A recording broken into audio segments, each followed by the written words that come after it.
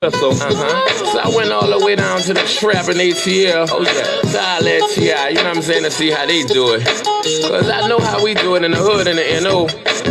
It's street, it's real street. I've been a street nigga my whole life. I was raised in them, wild out, flighted for nights and days in them. Nigga, I played in them, I told the kids in them. In 7th grade, I started trying to get paid in them. If you ain't real, you ain't gonna be safe in them. Bitch niggas get jacked and they hoe get raped with them. I done saw niggas get stabbed and shot dead in them. No reppin', I bust my share heads in them. Leave caught niggas down bad and bust lead in them. The streets getting flaky cause not a feds in them. Putting pressure on busters, getting info from them. Niggas telling it all when it's coming and who's from them. Damn, that's fucked up. The streets that change. These bitch niggas straight poison in the game. But Jizzle can't change the streets, that's me. I live and die by the street rules cause I'm a G. I'm a street nigga. A street nigga. That's what I've been and that's what I'm gon' be, nigga. I'm a street nigga. A straight street nigga. I was taught it by my play like a G, nigga. I'm a street nigga. A street nigga. That's what I've been and that's what I'm gon' be, nigga. I'm a street nigga. A straight street nigga. I was taught it by my play like a G, nigga. A nigga thorough as they come. Was raised in the gutters in the slum. Known as the number runner son. And the dope man nephew who uncle on the run. The candidate grandbaby hustle for the fun. The yeah was sold daily from the dust to the chrome. Like easy in the 80s, nigga stayed in the sun. I swore I'd never run, so I stayed with a gun. I kept my little 380 with the blade to the sun. All I fit with God, play my card, how it come. I'ma stand like a man till it's all said and done. And that's even if they run niggas, cause I know I run with a clique of wild, misguided, underprivileged young niggas. Give a fuck who you is or where you from, nigga. You can get it, we taking over the city. I was raised in the belly of the beast, to say the least. My role model was doing time, so I learned from the streets. I'm a street nigga. A street nigga. That's what I've been and that's what I'm gon' be, nigga. I'm a street nigga. A straight street nigga. I was taught it by my play like a G, nigga. I'm a street nigga. A street. Yeah, nigga, yeah. Shit real round here.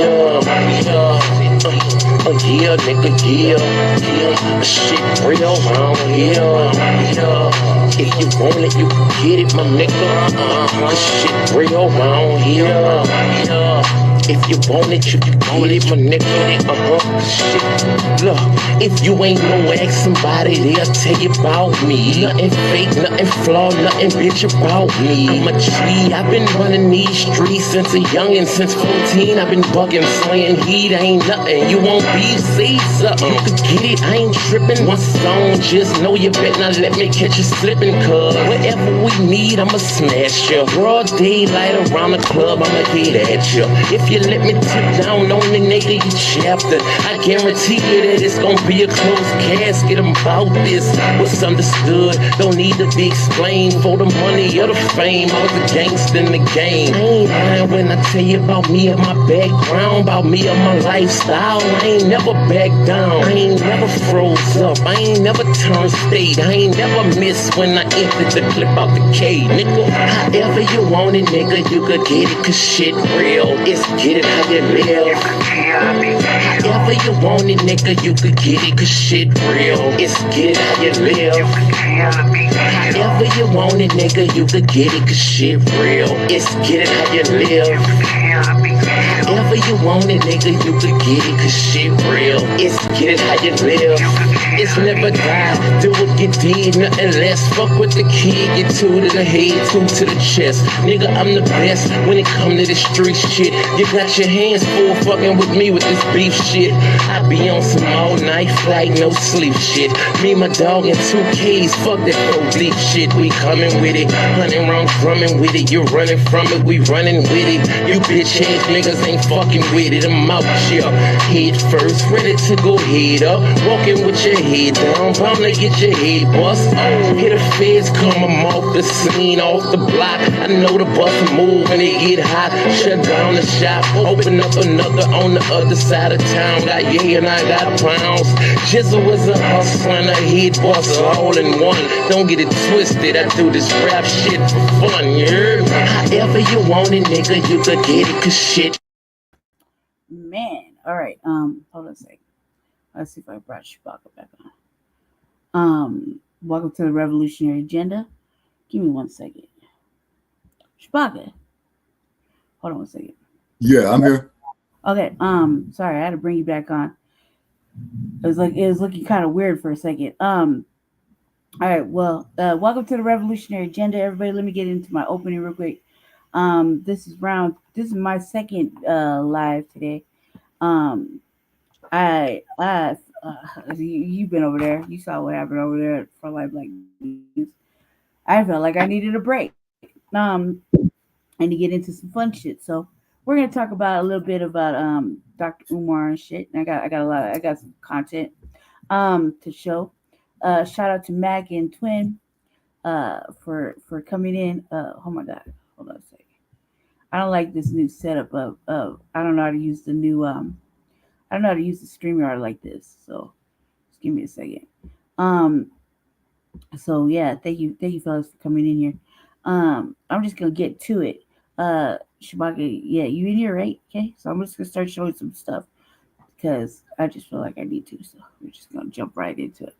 And I would have been dying to talk about Dr. Umar for a minute. I'm dying to talk about that. I'm just gonna say it like this. He killed the rest of Pan-Africanism. Whatever smidge was left, he killed it. It's over with. It's a done data. And we're gonna talk about him slinging the Shango stick for like 500 gerbs. We're gonna talk about a lot of things. So, you know what's going on with Dr. Umar, right, Chewbacca? Oh yeah, I've heard some things about Dr. Umar. You know what I'm saying? As of What recently, have right? you? Not as of recent, but I do want to say there that when we first did Shabaka's Black Experience Enhanced, when Mad Dr. D was alive, and as you know, Mad Dr. D was a stroke victim, so when he would talk on the air, it sounded like he was drunk. And then Umar hung up on our show. You'll say that wasn't cool, but I understand Umar's in some hot water. Right. Say, because he's been having his business with the school and stuff like that, and then there's been a lot of shenanigans going on with it. You know what I'm saying? And what happened? Just say, and then as far as I know about Umar is that he is a certified principal. You know, as per my conversation that I had with him. But like I said, you know, he had disrespected Mad Dr. D. You say, and Mad Dr. D, may he rest in power. You see what I'm saying? So on that, and I don't care if you hear me out there, Dr. Johnson, okay, I will always hold that against you.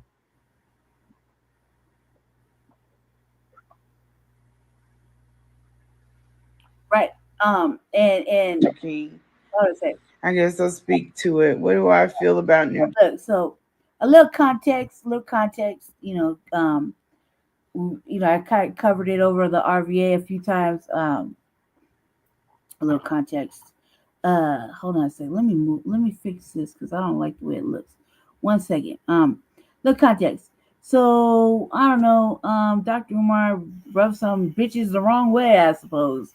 I don't know how I really got started, but you know, this broad right here on the screen decided to go air him out, like air out all his business, from his mama to the way he lived to everything, you know, just put his shit out there. Basically, they goosed a couple times, you know, whatever. He brought her into his crib. She said he lived like a hoarder. She said he got his mama. He was looking after his mother. I don't know, whatever. I got a lot of questions for this. I got a lot of questions that nobody really asked, but basically he said that the mother lives in kind of like in squalor. Whoop whoop whoop. The lady was talking like real reckless. In my opinion, and I say this because like you don't talk about nobody's goddamn mama in the first place. No, you don't. You don't That's the fact. anybody's goddamn mama, no matter what condition the woman is in.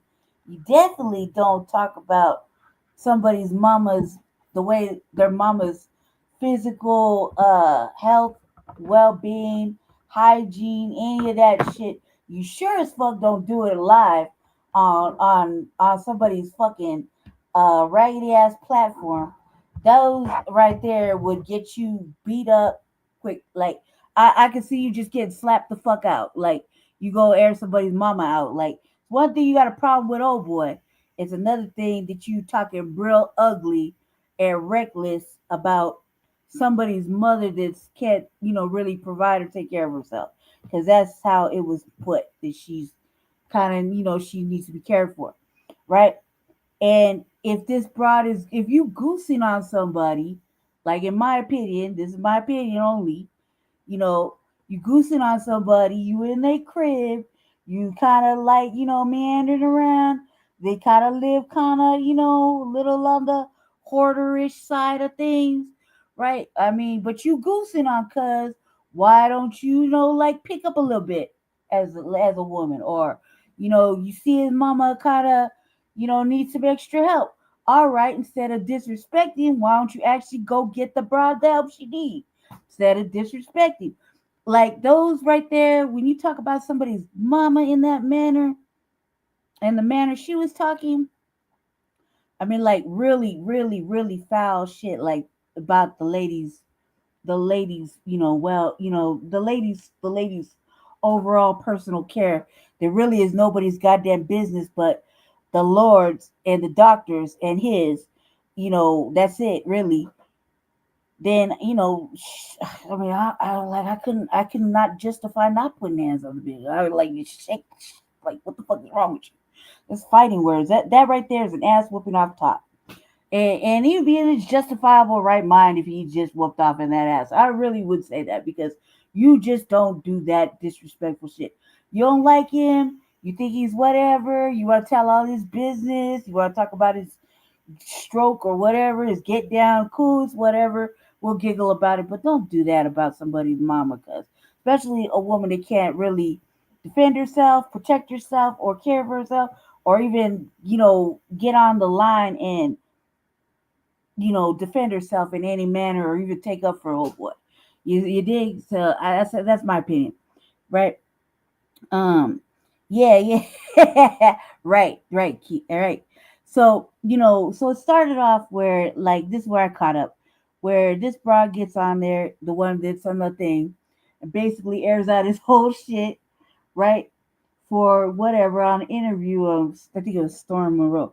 Dude's over there just eating it all up. He's just like egging her on. I felt like something she kind of, when somebody encouraged you to keep going, you might be inclined to make up some shit. I'm kind of intuitive. I feel like some of the things she said, if he didn't egg her on a little bit more, she wouldn't. She said, huh? Like, you heard what the fuck he said, guys. You heard what the fuck he said. You egged up some of that on. So I don't know if it's all true, but whatever. Either way, she got down with cuz, he got down with her. Whoop, whoop, whoop. You want to talk bad about her? You want to talk about her in an ugly way? She wanted to decide to go ahead and get some internet get back. She shamed him and disrespected him. It was all over. We giggled. I laughed. I'm not even gonna front. I was there for it all. I was like salacious, right? And you know, at the end of it, it started to come out where she was going. It felt like she was going on a personal fucking vendetta to expose everything, and which we already kind. I mean, look, man, it's been like 12, 13 fucking years. That school ain't went up because, I mean, it's just a fucking, it's like we were living his motherfucking personal fantasy of it going on. We're like, yeah, dog, yeah, Umar, okay, yeah, yeah. Right, but I mean, come on now, right? So for her to put it all out there is like, which exposed other stuff. Then all of a sudden, he on the jack talking about, his shit got froze, his accounts got froze. There's all these activities. Whoop whoop whoop. Saying about he ain't never asked for no dime to take care of him and his mama. We're all laughing like, cause you're a whole man, right? And this is funny at the point where like he did this to himself. Like this is like some major clown session at this point. And at the same time, after a while, you start to be like, cause I don't want to kick him no more because I've had too much giggles and now. Like, come on, make the nightmare stop. And yet it keeps getting worse, right? So every other day is something new, right? And so that's the basis of the the premise of what's been going on from what I understand. Couple, he had one broad that, whatever, and another broad he said never touch the shango stick, right? That's like whatever, cuz. But so all this stuff is going on, and people are talking about how much they try to help him, how much they offer to help him, what they tried to do for him, he turned it down, all this shit, and he's been just collecting all this monetary funds, you know what I mean? And which is like, woo, that's just wild. You know what I mean? And she said a lot of disgruntled shit. She said a lot of shit, right? And it's been coming out little by little. And I mean, ultimately, he's just like, fuck. Like, like, what can you really do? Like, gotta shake your head and laugh at the same time. At the same time, you're like, come on, man. This is at some point you gotta stop. Like we don't want to really keep laughing at you because like you really fucking off your whole fucking life right now. You know what I mean? Everything you done worked and built as your fucking as who you are, you're basically throwing it away and it's fucked. Like who could take this seriously, right? So that's how I believe. That's the premise. It says instead of have to tell it. Right. Right. So I'm gonna go ahead and play some. We just gonna talk about Dr. Uwer. We're gonna play some stuff and have reactions. this is a look at his face is like, whoa. So she's been doing little interviews. There's a couple of people. There's one in particular, a dude that been trolling him for like years. I think he made it his life mission to just troll Umar. He used to have a funny song he used to play on the keyboard with a dashiki talking about the school was coming, and that was me and my brother's jam for like every day. I would tune in just to listen because I like that first little opening, but he don't do that no more. So he just troll. So I think she gave him the first interview. I think I'm pretty sure that's what she said. I can't remember. Don't quote me on it, but it's she's everywhere now, right? So we're gonna let this play out. We're gonna let this play out. We're gonna build up to him slaying the shango stick for 500 birds. Jersey, I don't feel no way about New Jersey. I feel like this man is speaking death into his situation. He's been doing that for a while. He hasn't caught on that he's not favored. I am. Ever since I came out, his shit's been crumbling. It ain't no coincidence.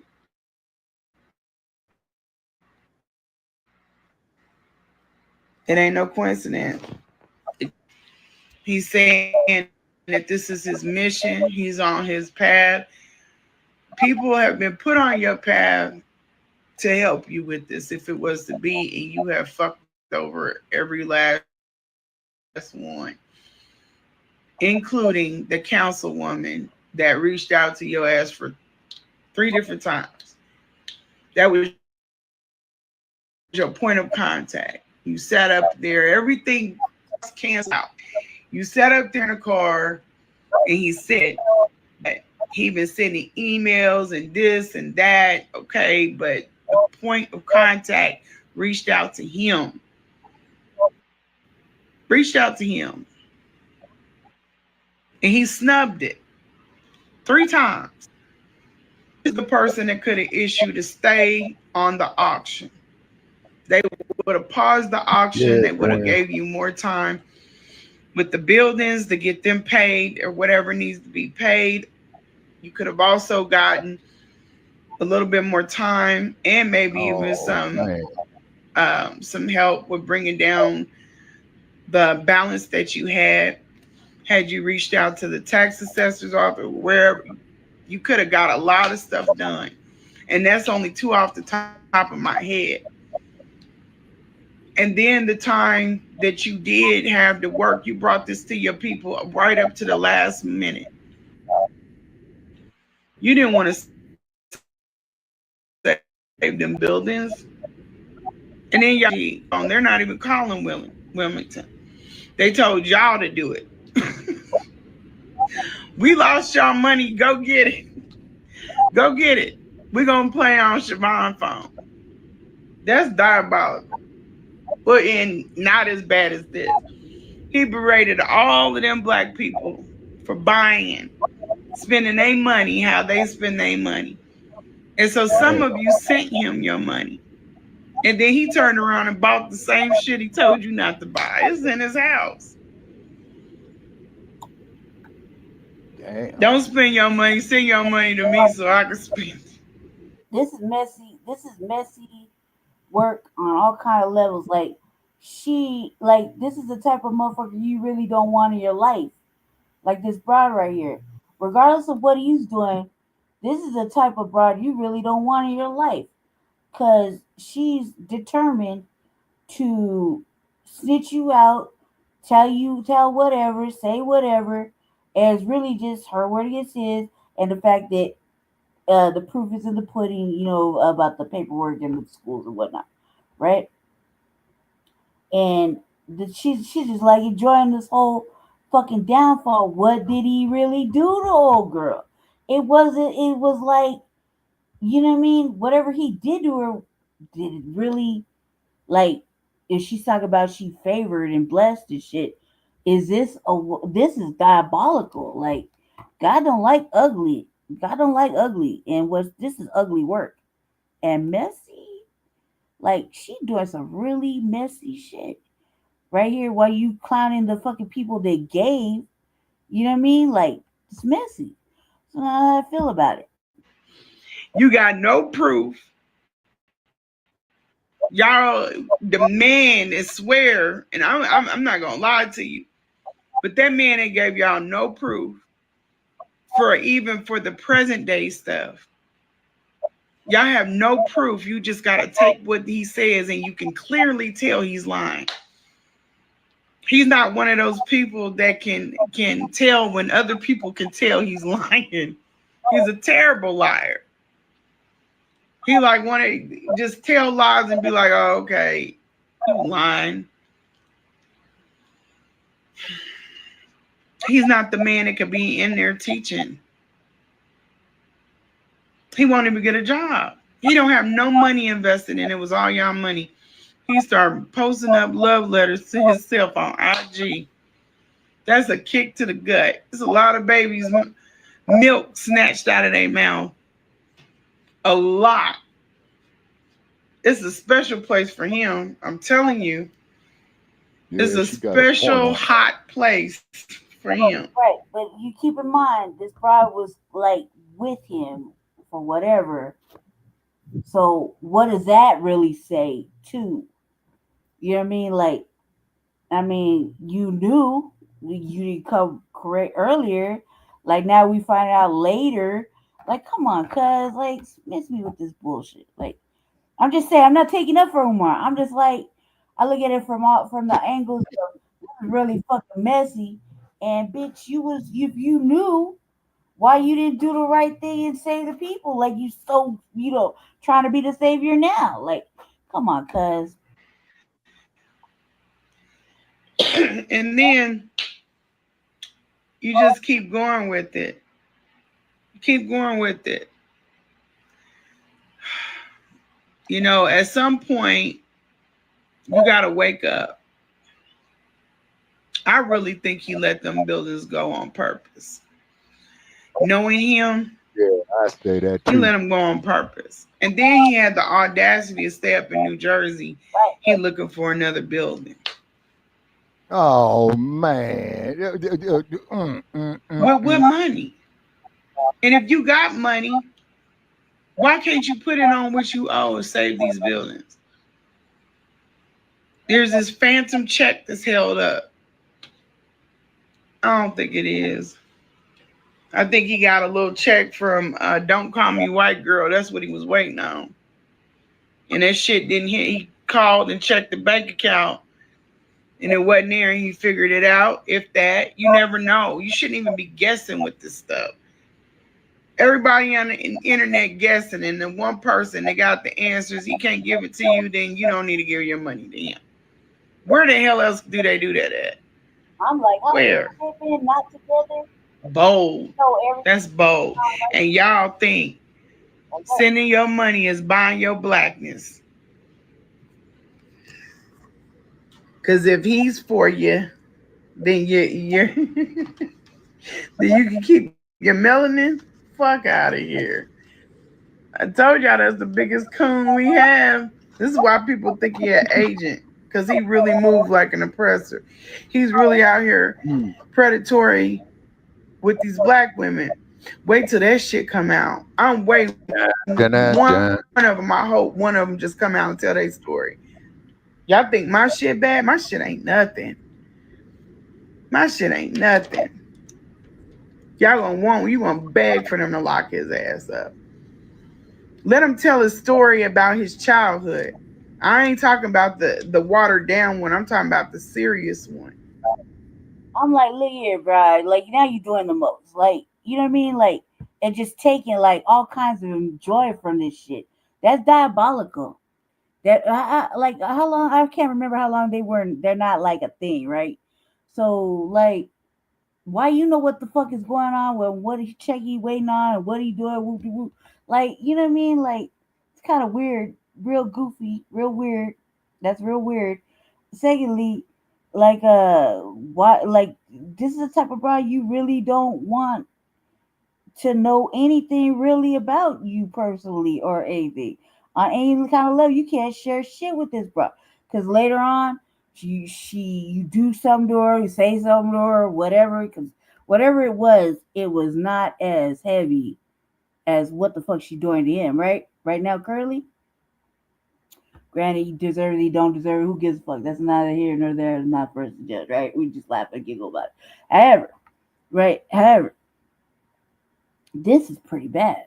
Like, you taking amusement not only at this shit he got going on, but at the people, and kind of mocking them, you know what I mean, at the same time, you know, and you know what I mean? Like, now you're doing too much. Like, look, we don't need to know all that. We need to know where the fucking money went, what you did with the money, and you just gonna come correct, and ain't nobody gonna help you like you fucked. Or just come correct though. If we respect you more, you just come correct. You dig? We'll respect you, and yeah, you wanted a school, cool. You failed. We knew. We've been knowing. You know what I mean? You ain't gotta talk like this though. Something here that Twin is saying right here. That's a very, very valid point that the public needs to know. Twin says right here that he knew something was off when Umar was in the casino gambling for hours. I'm not even knowing. I'm not hip to that, but you know, shit. Apparently you just gotta get it out. You gotta get it.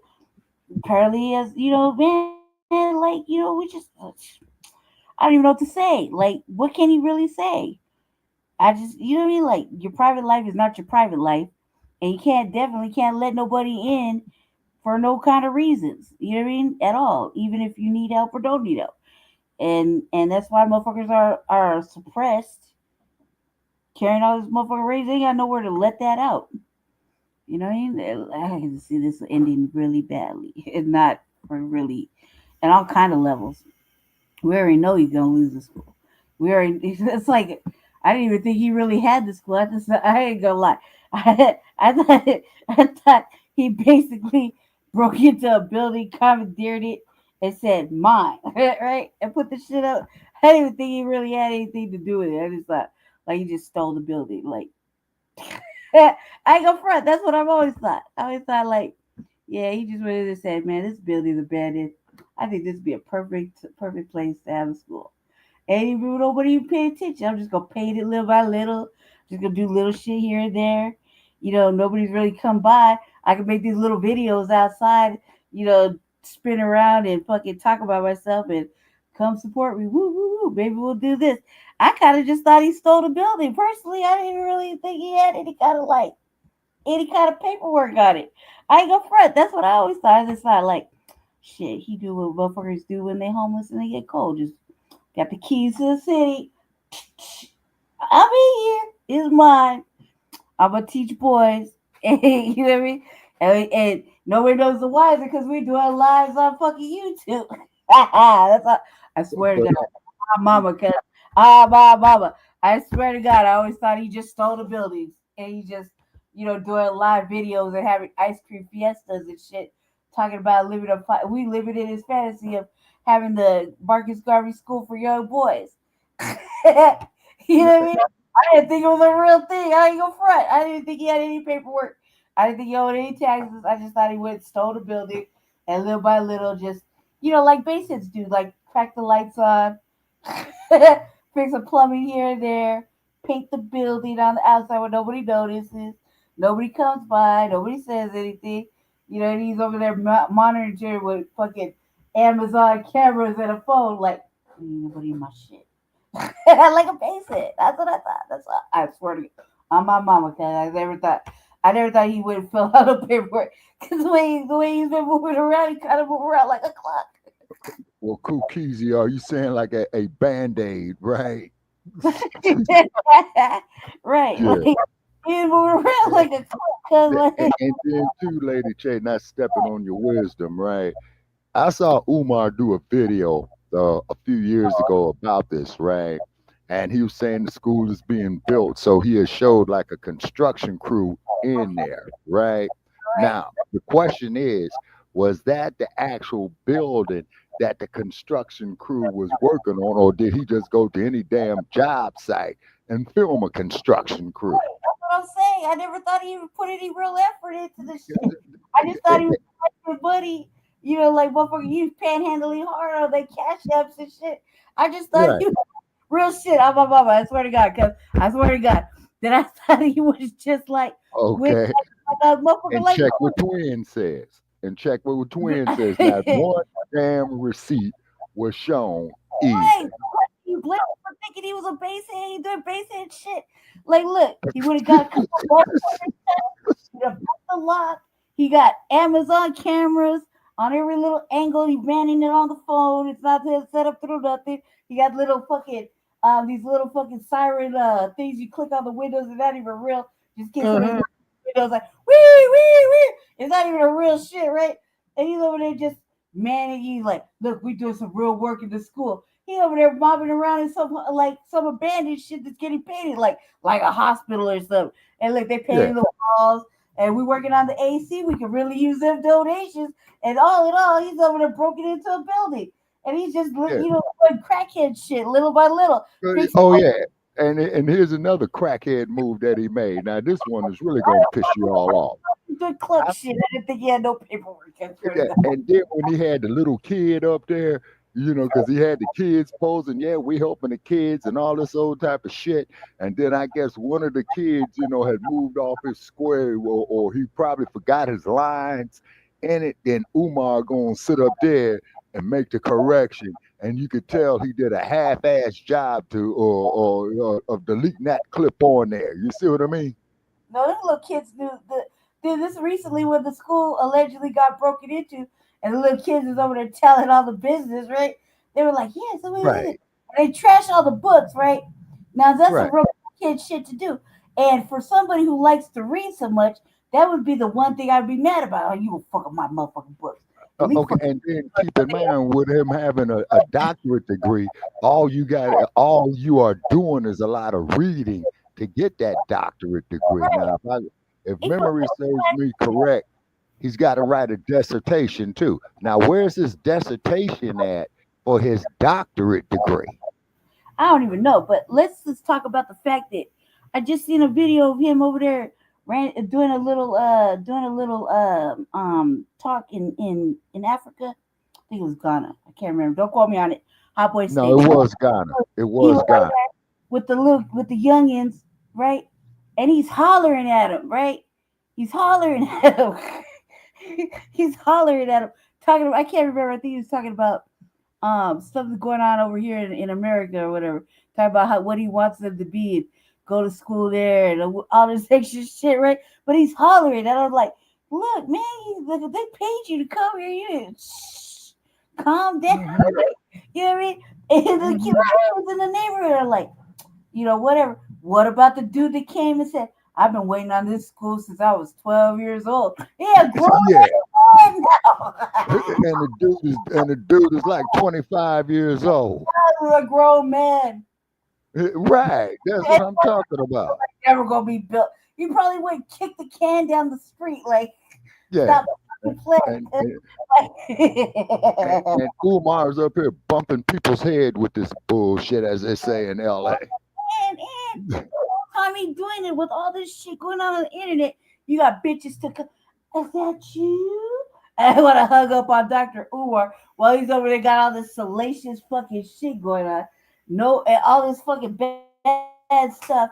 Bitches talking about his get down and the way he lives, and a motherfucking school. There really isn't a school, and all the shit that and fucking frozen accounts and all this extra shit. And here come the bitches like, can't take a picture with.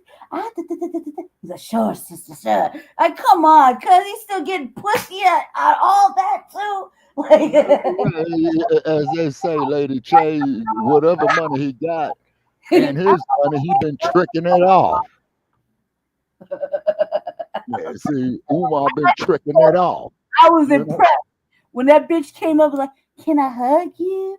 Oh yeah, here's my number. Take my number down. This is the whole thing, right? I ain't gonna front because I was so fucking disturbed by the whole thing and impressed at the same time. I was like, you got one bitch talking mad reckless about your mama and shit. All over the motherfucking internet just doing internet fucking interviews. You got all the motherfucking everybody in the community just laughing at your ass. You are begging for dollars to take care of your mama and shit. And all this other stuff. And you still managed to pull a bitch all at the same time. I was mad. I was like disgusted. Okay, see, Lady Che, you can't make this shit up. You see what I'm saying? You can't make this shit up. You see what I mean? I was like, damn. Did she not get on the internet at all? Did she even know who he is?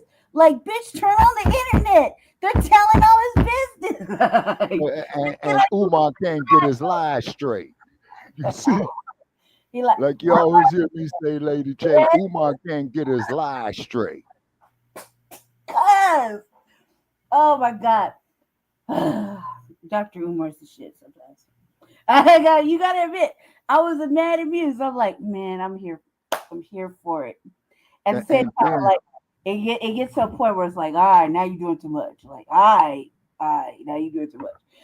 Hey, Lady Che, but you know who he really hurt it? Besides the women, was the children themselves. And what I mean, and what I mean by that is because Philadelphia is a rough ass town. That's where Mad Dr. D is from. Like the Shy. You see what I mean?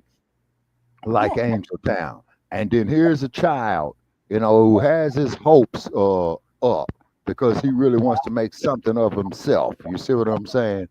And then when a child sees stuff like that, he says, to hell with it. I might as well go on and be a crook like Umar.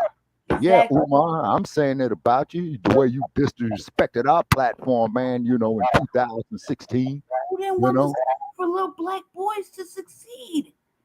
That's what I'm talking about, Lady Che. Little black boys to succeed. Like, I'm with the dream. You know what I mean? Like I'm like, who didn't want little black boys to succeed? You know what I mean? Come on, cuz like that's some serious shit. And the fact that yeah, we make it a little jokey joke here, but you're right, man. Like at the end of the day, when that man said, "I've been waiting since I was 12 years old," and he a grown ass man, he's like, "You ain't shit," and walked off. Man, Yeah, man, yeah. like, come on, cuz you can't even do better. You Right. can't. You You see, that's what I'm saying. and they don't give Yeah, nobody nightmares or pause. Like, damn, I don't yeah, fuck up, man. Man. He was 12 years. Jesus yeah. Christ. So Yeah, to give you I more said, fodder, shit. Lady Che, to give you more fodder. So what happens is with that young child, that 12-year-old going into adolescence now, right? Mhm. He just said he's gonna say, well, now I see why my older brothers and older cousins turned into crooks. Is because here comes a crook. You say what I'm saying with a suit and a tie on, which is the worst kind of crook. Yeah, and he failed. And instead of just being a man about the shit, which we would respect him more if he just said the fucking truth of what it was, what it is, and what it has been, and fucking, you know what I mean? We you can't really apologize, but fuck, like you can make amends you can make amends. There's we can like that's almost like I don't want to lose hope, but come on, cuz you know where I'm already going with this. I've already lost hope a little bit. I was like, can he be redeemed? It's morally, one never knows. This is No, that's just it though, Lady Che. He was morally wrong. You see what more I'm saying? fucking wrong. He was More morally wrong. You say it's because you got these children's hopes and dreams up. You see what I'm saying? Don't hope. nobody like going to bed hungry. Don't nobody like sleeping out on the street or in dilapidated housing, particularly when the winters come in there, with you all with that ice. And this is why I stay out here in the wild, wild wet. You say exactly, twin, a wolf in sheep's clothing. Right. True indeed. A wolf's in sheep's clothing. I'm Say, gonna let it play I'm gonna let it play for a little bit. See what happens. yeah. Yeah, yeah, yeah. Tell me how Okay. you got all them degrees. You can't open up this school, but you can grab all them degrees. You can see that through, right? Pecan would tell a different story. Millersville would tell a different story. He's a con. He's a con. And the reason why he don't like me and I don't like him is because I don't con people. I don't con people. I have a very good heart. I don't go in spaces to take advantage of people because I wasn't raised in struggle and strife. But he is. But we do turn into the same monster on some things. He thought he was going to get me and I got his ass. I put him in a trick bag. See, y'all be focused on the wrong shit. That means Y'all thought that this man was super duper intelligent. He's as dumb as a box of rocks. Nah, that's dumb. He can't see himself out of this mess. He couldn't see himself out of fucking crayon box. And y'all steadily handing over money because you feel like that's you getting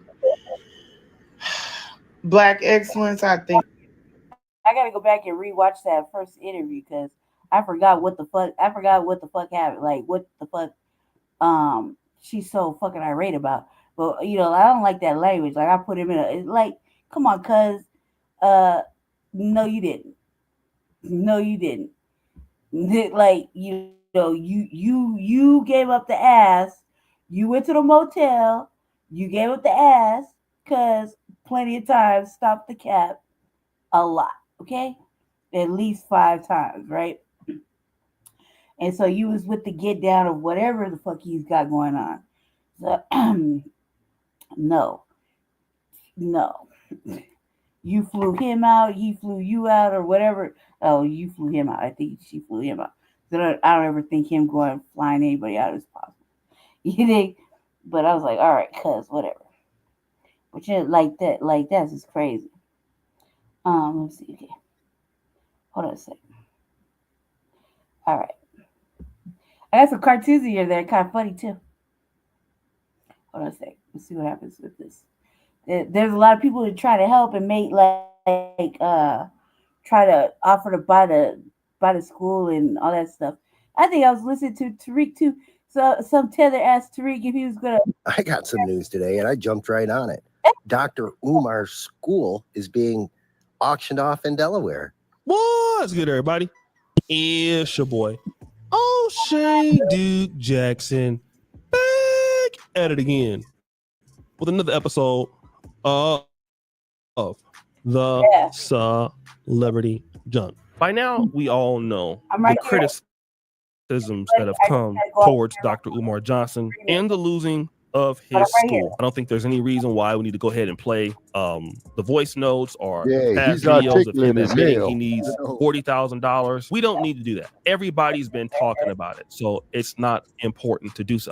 But I want to focus on a group of people who now think that this is funny. White folks, okay? Now, again, Dr. Umar Johnson's content doesn't really align with white people so much. I mean, he doesn't really talk about white supremacy all the time. He does mention it, but, you know, I wouldn't consider a lot of Dr. Umar Johnson's content race baity. He's very versatile and well read. And so he can talk about white supremacy, but he can talk about a lot of the situations going on within the Black world.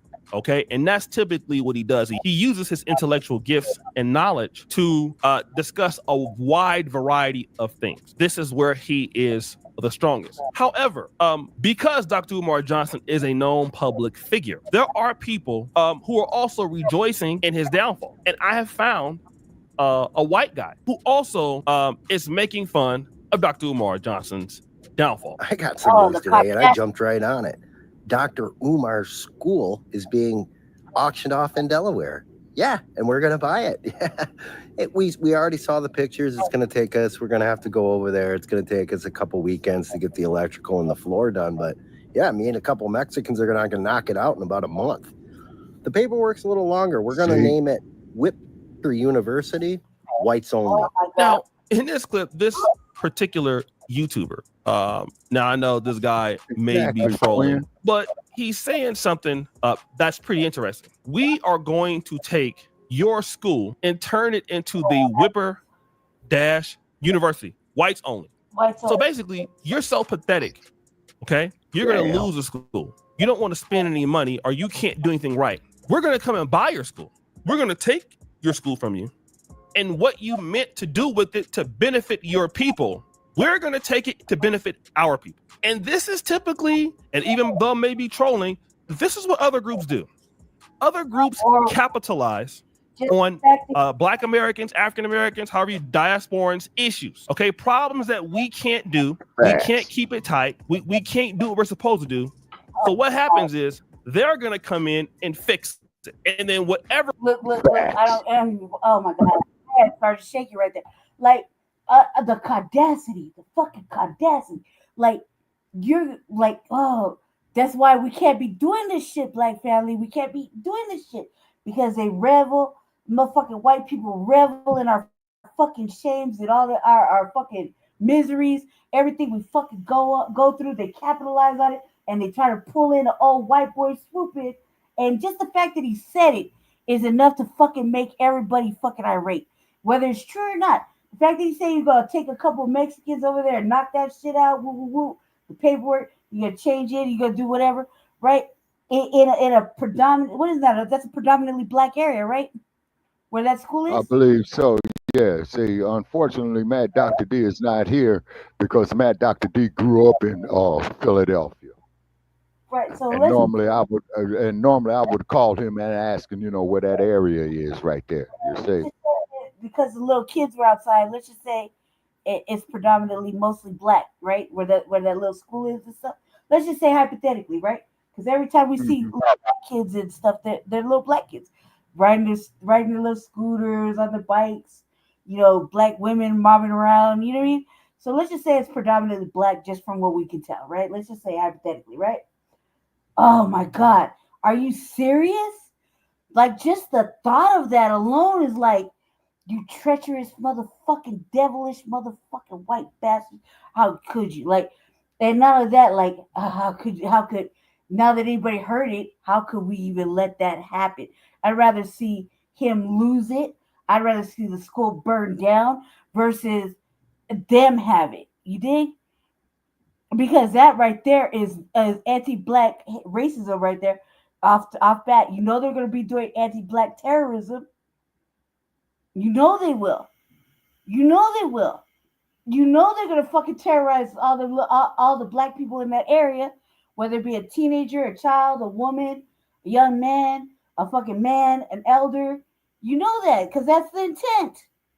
That's the intent. They got a whole business, a whole building to fucking gather, congregate, and terrorize. Mm-hmm. You think? So just the thought alone of them coming into the neighborhood, just on that nefarious fucking thought process, I'd rather see the fucking school burn to the motherfucking ground. Real shit, like a bolt of light, take that motherfucker down. Why? Because if he can't have it, they sure as fuck can't have it. Like, real, you know, regardless if he stole it, he didn't steal it, he fucking frauded the people, you know, whatever. The intent was for little black boys, and then he had the little girls' school, whatever, right? But there's black people in that neighborhood. Right. You see, in that neighborhood, there's black women in that neighborhood. Right. Happy he is to say, "Oh yeah, we're gonna come." Oh no, like I would hope a bolt of lightning, fucking electrical fire, anything like that. I'm not saying like, you know, do it on purpose. I'm just saying if he can't have it, and no other black people, if a black person can't have it, then they can't. You know what I mean? Like I feel like that because, god damn it, man. even if it was a lie, we sat on the curb with that motherfucker for like 11 years. Damn. Yeah, Lady J, I spent a few years out there outside my damn self. You know what I'm saying? And then the cold part about it is that what these white folk are gonna do, and I'm gonna bet you dollars to donuts just for them with their spite, they're gonna turn it into a juvenile detention center. Them motherfuckers are gonna be running a motherfucking boot camp for fucking white nationalists that run That around too.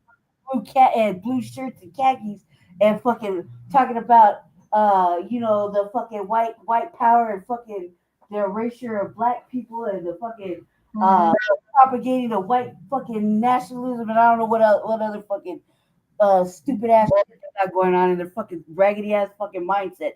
But there's black people that live in that neighborhood. So goddamn it, I'd rather see if Dr. Umar can't have it and no other black people can have it, then you know let the powers that be in the fucking Orishas just rain down fury and fucking versus it going in the hands of motherfucking white supremacists. Oh my god, like that made my heart hurt a little bit. Like my heart started hurting because it's like, you know what kind of nefarious activities they're already on.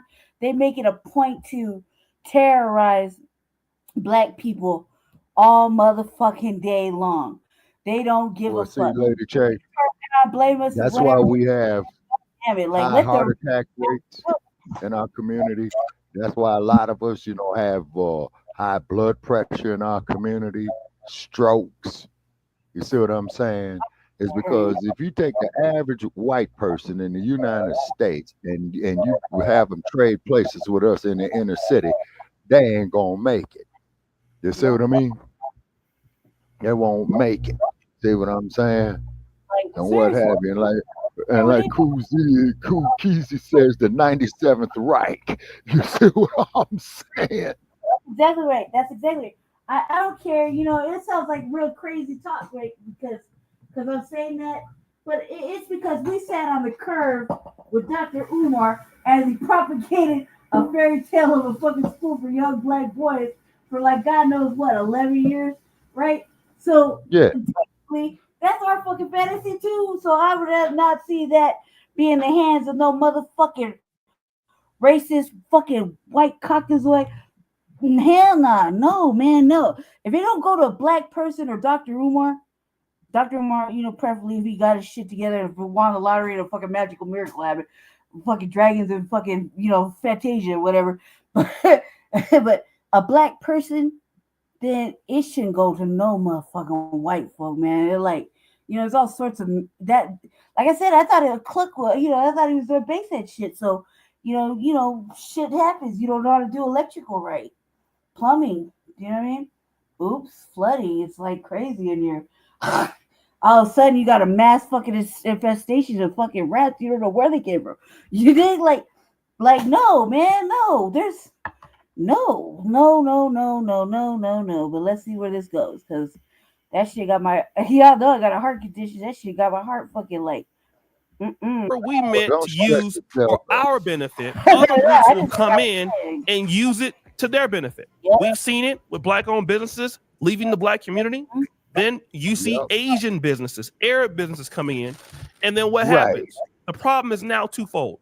Number one, they solve a white space issue, meaning that there's an opportunity there that we can't meet in the community. Once they meet that issue, which is a need for food or liquor or cigarettes or gas, they take that, and then what they do is they take that money back to their community, and then they uplift our community. So we don't get the reinvestment into our community for that money, and it keeps us. But that's not what old boy's doing. That's not what old boy's doing.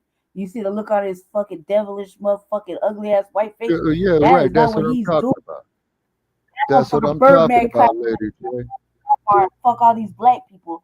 We going in there, and their life is about to be over. And then, not to mention, you know, of our missing girls. You see what I'm saying?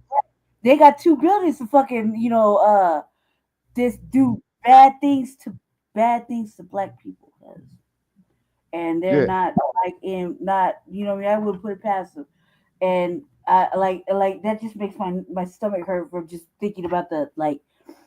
You already know what kind of fucking demonic fucking devilish fucking shit they are.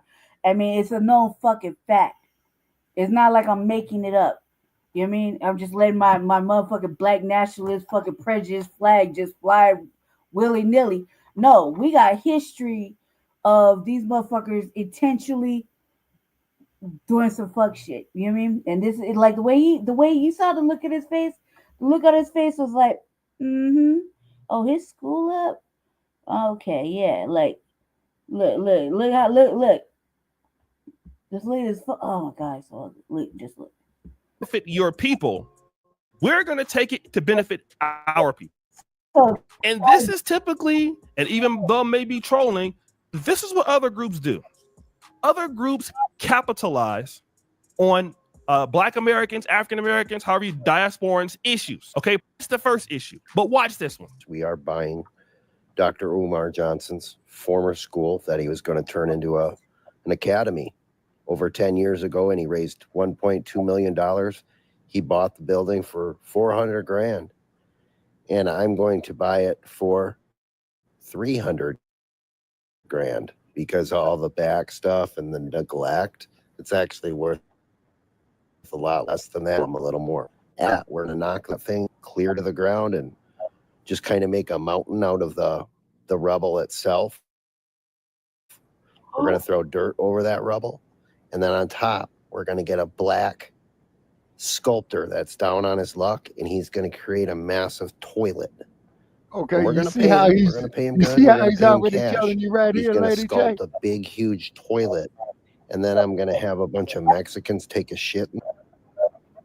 See that nefarious fucking activity? Yeah, that's what I'm talking about. Was I wrong? I called it. Yeah, you did. But one thing about this he cracker, basically was saying, yeah, we bought this money. Look, God, make it stop.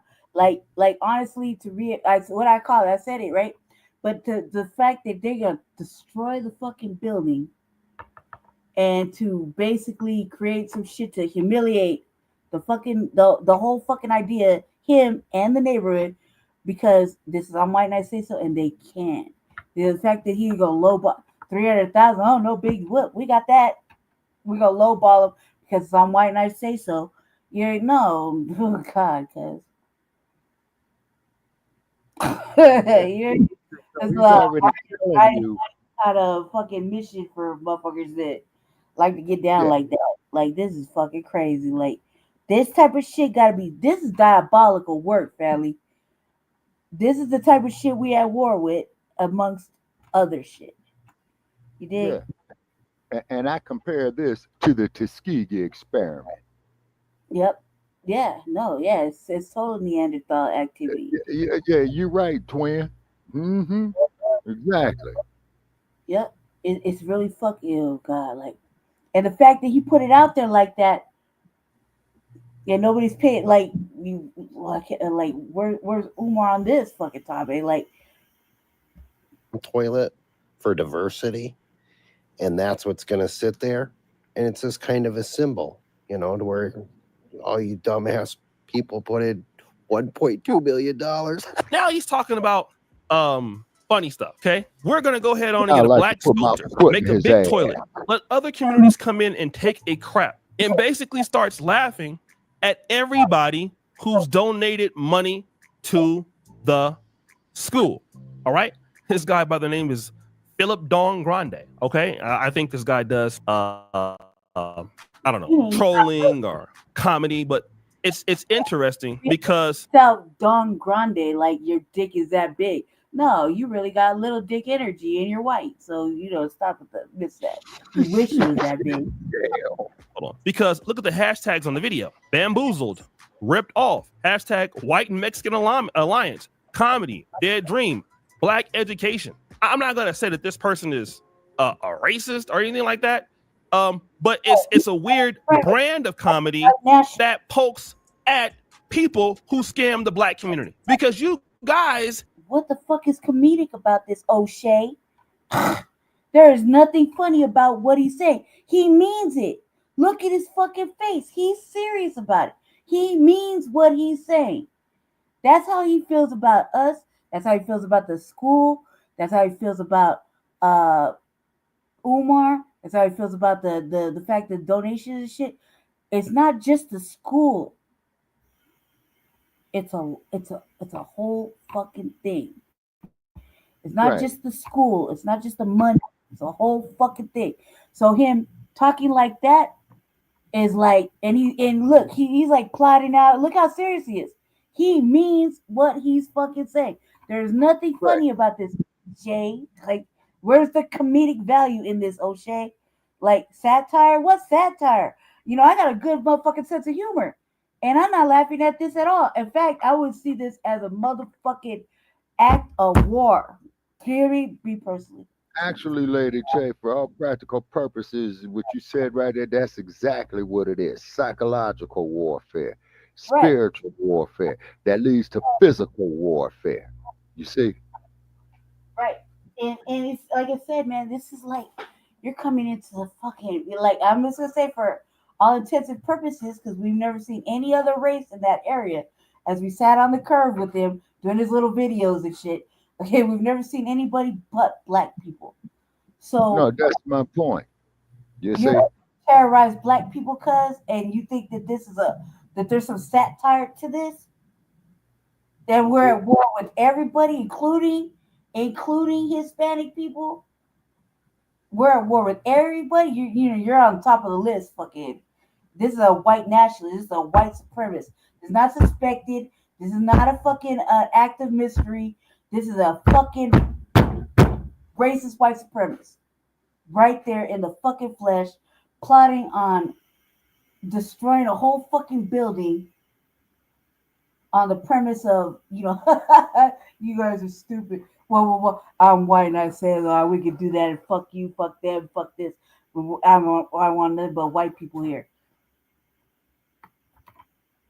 And fuck your dreams, fuck the little boys getting an education. Woo, woo, woo. You see what I'm saying? Exactly.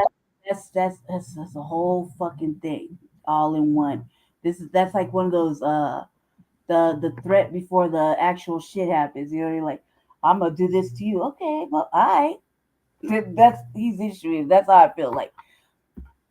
What he's saying is, this is one of y'all leaders. This is what y'all do. This is how y'all leaders treat y'all. Oh, you guys are dumb for supporting it. And I'm gonna tell you right now, I know people. Okay, I'm not mad at them. Some of these people are my friends. After all of this, they still book Dr. Umar Johnson. After all of this, they still do business with Dr. Umar Johnson. I know people right now, Dr. Umar is still selling out. He will still come back to the Breakfast Club. And that's the issue.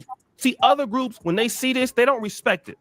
At the same time, we respect it too much. So what happens at the same time, we reward this behavior as long as somebody can talk good. And so we have a history of rewarding scammers. So once we start rewarding scammers like this, everybody in the world takes notice. And so then don't nobody take you seriously, okay? You think that Dr. Umar is serious. Oh, y'all just hating on him. No. When people know that you can't develop, because white folks, other groups in the community, I've lived in Poland. People understand when you are a group that's developing. And I can tell you, because now I live here, okay? I talk to Africans, and they're very aware of when other groups come here and are successful and do very well, and when others are not, okay? They understand. And see, just because, we're the so-called Black Americans and all of that, when you are putting people in positions to win and they don't develop, other groups look at you and they lose respect. And so now, instead of looking at you as a strategic partnership, they look at you as strategic dominance, because you're nobody to be taken seriously. And so this is how other groups typically feel when they see somebody. If that's the case, at this point, after seeing this video, it doesn't even matter at this point now, because it's like, it's still Dr. Umar, you know what I mean? Like, and it's still Dr. Umar, you know what I mean? At the end of the day, regardless of what the fuck is happening, would we really let some motherfucking racist, white supremacist fucking go after our brother or sister, regardless of what the fuck they did or didn't do, or said or didn't do? And with this kind of motherfucking dangerous mentality, really? Yeah. Would He's we predatory. Really and watch all that happen to him just because we feel kind of slighted because he lied and he did what he did? You know what I mean? Really? And we really gonna turn our back on not just the Prince of Pan Africanism, okay, yeah, whatever, right? But the fact that he was the one that taught us about keeping money in the Black community. Right. You marry Black, you stay Black, you keep the money in the community, versus that money going outside when you do interracial sexual access to other races. They get the benefit of the financial impact. Right. And you to say, and to give you more weight to your brother that educated us to some degree, regardless of what the fuck shit he did personally. You know what I mean? What he's going through, really gonna let a motherfucking racist white supremacist go after him like to that point? Or what are we then? We're no better than he is. If we let that happen. You see what I'm saying? Well, see, all right, because see, like what this dude is about right here, okay, that you got up there on your picture right there, is about divide and conquer. Right. You see? And Umar handed him the tools to do it. Right. But okay, you're right. You're right. Yeah. He handed him the tools to do it. We let it happen, or do we fucking intervene because that's our brother, regardless of whatever the fuck? Okay, and we like let I him said, and really cause harm in the motherfucking Black community because they can. Regardless, no, I don't forgive Umar. I cannot forgive Umar for that, because as I stated of how he slighted us, on Shabaka's Black Experience Enhanced with Mad Dr. D. So I cannot forgive Umar. No, and the thing is that I cannot will say is that I'm not surprised by this behavior by Umar. You see what I mean? Right. I'm just putting it out there though, like as a food for thought, kind of thought-provoking question. We already know what he did. We know how bad it is. But we really gonna let a motherfucker like this go after him or whatever the fuck whatever, just because they can, and destroy a Black community because they can? Are we really that kind? Where we could chastise them later, not away from fucking white prying eyes that are enjoying this fucking this fucking shit show. You know what I mean? We can chastise and punish them however we want to. We're fucking cancel culture. You know what I mean? Of course, we can have our way with it. However, we punish other motherfuckers that fuck up. But are we really gonna let somebody go like a white supremacist, a racist, white nationalist supremacist whose fucking only sole fucking mission is to maim and harm and fucking, you know what I mean? Are we really gonna let that happen? Like, would you really let that happen? Secretly ask No, yourself. you can't let that happen. We can't let that happen for the sake of the children. For the sake of the children are the future. You see what I'm saying? Because these individuals here is coming up here saying that girls can be boys and that boys can be girls. Mm-hmm. It don't work like that. You see what I'm saying? I'm just because saying, you got two different dynamics right there. I couldn't do it. I couldn't do it because I just couldn't. I couldn't do it. I would figure out a way to fucking chastise the fuck out of him away from crying white eyes and punish him however we punish him. Let him know bad, Dr. Umar. But yeah, but I definitely wouldn't let no motherfucking racist fucking caucasoid go after that, destroy that, shit on the motherfucking black community, put black people, black children, black women, elders, whatever, in fucking in a path of fucking pain, misery, and who knows what else, just because you want to slide on fucking Umar. You're really like, yeah. We know how to punish motherfuckers that we know how to punish them. You know what I mean? Well, he's getting punished now because his ass is being exposed. Right. You see? Right. His ass is being exposed. Yes, he's enjoying the misery that's happening, and he's reveling in the fact that he could do that and cause that kind of harm. He ain't saying it, but his face is sure telling it. He did. Oh, absolutely. And how long has he supposed to been building this school now? At least 10 years that I know of. Right. Right. Yeah, but I'm saying, yeah.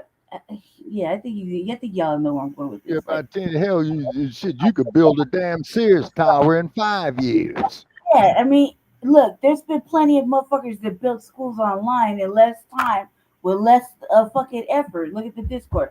Got whole black fucking metaphysical schools on there teaching nothing but black education from the top to the bottom, right? Full tuitions and everything. And it's even for the low. It's not even really a costly thing, right? You homeschool your kid and just give them nothing but black education, right? Just full, no white shit, no mixing, no fucking history, none of that shit. Just full black experience, right? And you can find all kinds of little schools like that, right? So this is he kind of fucked up. Yeah, he fucked up, but he fucked up to the point where we're gonna let him be in harm's way. What kind of motherfuckers are we? You know what I mean? If we're the moral compass, and we fight racism and white supremacy on a day-to-day basis, all day long, eat it, breathe it, love it, fucking die by it, then we can't let that kind of shit at least pass. Like, at least got to do something like this could be shut down before it even happens. You know what I mean? I think they said old boy's name. I think you need a welfare check. Yeah. and you see, but like Dr. I said, Umar Johnson. Yeah, I'm gonna go test that motherfucker's gangster. Test his temperature, see if you really feeling that kind of way. Bet you don't. Do you know what I mean? Right. Motherfucker need a welfare check by you. And people fail in the community, people scam in the community. They look at you as you cannot even, present opportunities for yourself. You can't even present things that take care of your own people. So why should the money and manage the money so that it doesn't get spent? You need us. You can't even trust yourself to deliver the things. And here you are blaming that when we encounter white, what do they know? When you encounter whites and they know that you are black, they don't care about what you are, African, Jamaican. Just like when you see Asians, do you care that it's whatever on the world stage? So on the world stage, if blacks have similar problems and similar issues, we may understand that it's different, but the world stage don't understand it is different. and then it comes typical. Okay, that's what they do. And we got to understand that our reputation worldwide as blacks suffers when you get somebody like Dr. Umar Johnson does this. Yeah. You're right, twin. Absolutely. But like the band-aid is fully fucking off now, and the wound is fucking exposed and festering. What do we do now? What do we do now? You know what I mean? With that information, like that wound is fucking festering. It is gonna lead to fucking all kinds of fucking infection and wrath. Like, what do we do? I like fuck him, but what do we do? You know what I mean? So yeah, I feel like let's find out some more. Let's just see if there's any more further information, because that shit made my whole body hurt, like from just the fact that was like ugly. Okay, here we go.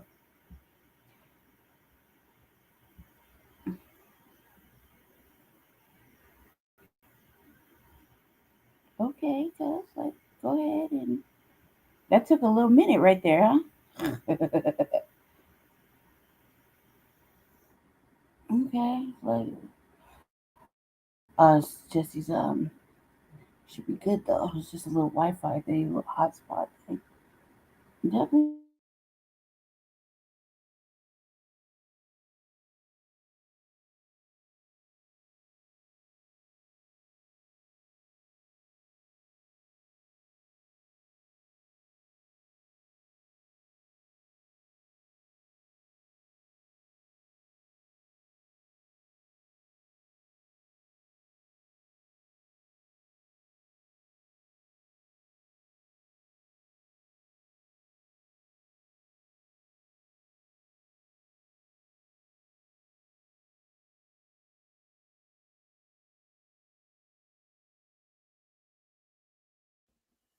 Lady Che, you still there?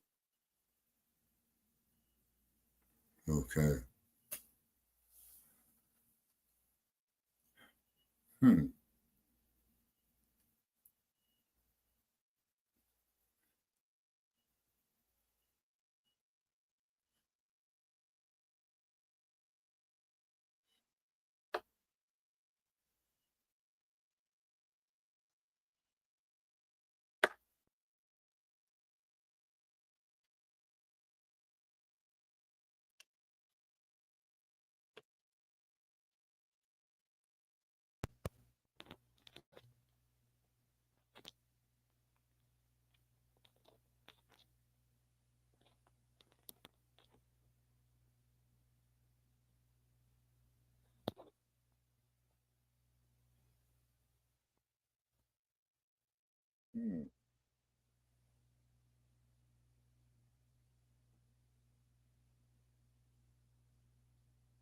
Lady Che, you still there?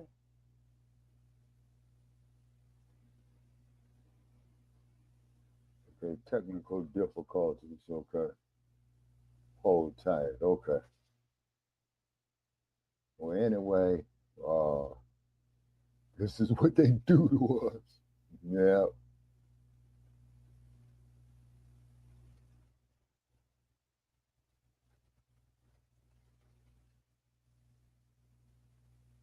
And you're right about that, twin. If Umar was serious about his commitment to black excellence, this Neanderthal would have nothing to say.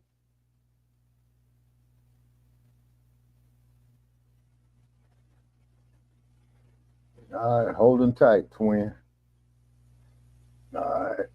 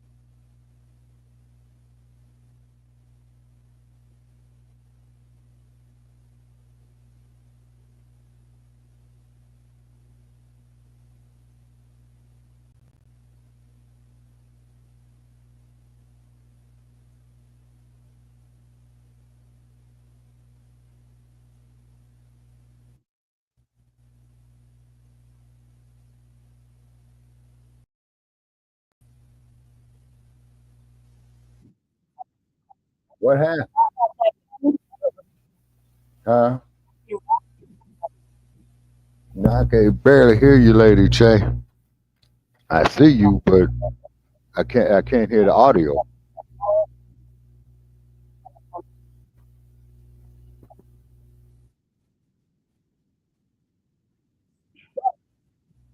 Hate Yeah. my ninja.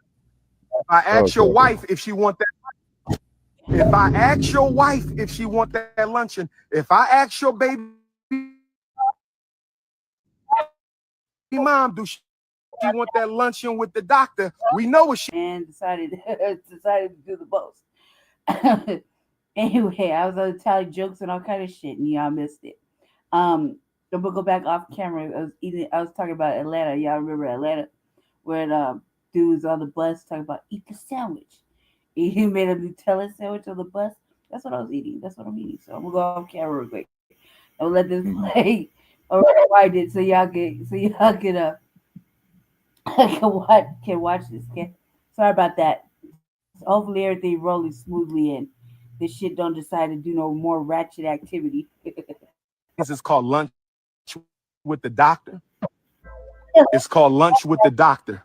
You make a $500 donation to FDMG Academy, ladies, and you get a free lunch with Dr. Umar, restaurant of your choice in the state of Wilmington, Delaware. Lunch, ladies, you got to donate $500 to the FDMG Academy, and I will take you to lunch, private lunch, any restaurant you want in the state. Bro, he got gang. It's hot as fuck out there. Look how shiny his cheeks are. Yeah, well, that's in that humidity, Lady Che. You know, it's hot. What is he holding on to though? He's just standing there trying to be tree sexy branch. and shit. Come on, cuz, stop it. Yeah, he's holding on to a tree branch. Restaurant in the state of Delaware. Oh yes, brothers, don't hate. We gotta stop hating. Brothers, we gotta stop hating. Don't hate my ninja. Because if I ask your wife if she want that luncheon, if I ask your wife if she want that luncheon, if I ask your baby mom, do she want that luncheon with the doctor, we know what she gonna say, ninja. Test my intellectual gangster. If I roll up on your live-in prisoner, you call a girlfriend. If I roll up, see, that's disrespectful. Straight out. That ain't number disrespect. Straight out disrespect. Yeah, twin, he going out real bad, man. He's going out real bad. You gotta crawl before you walk. Like, start off with 60.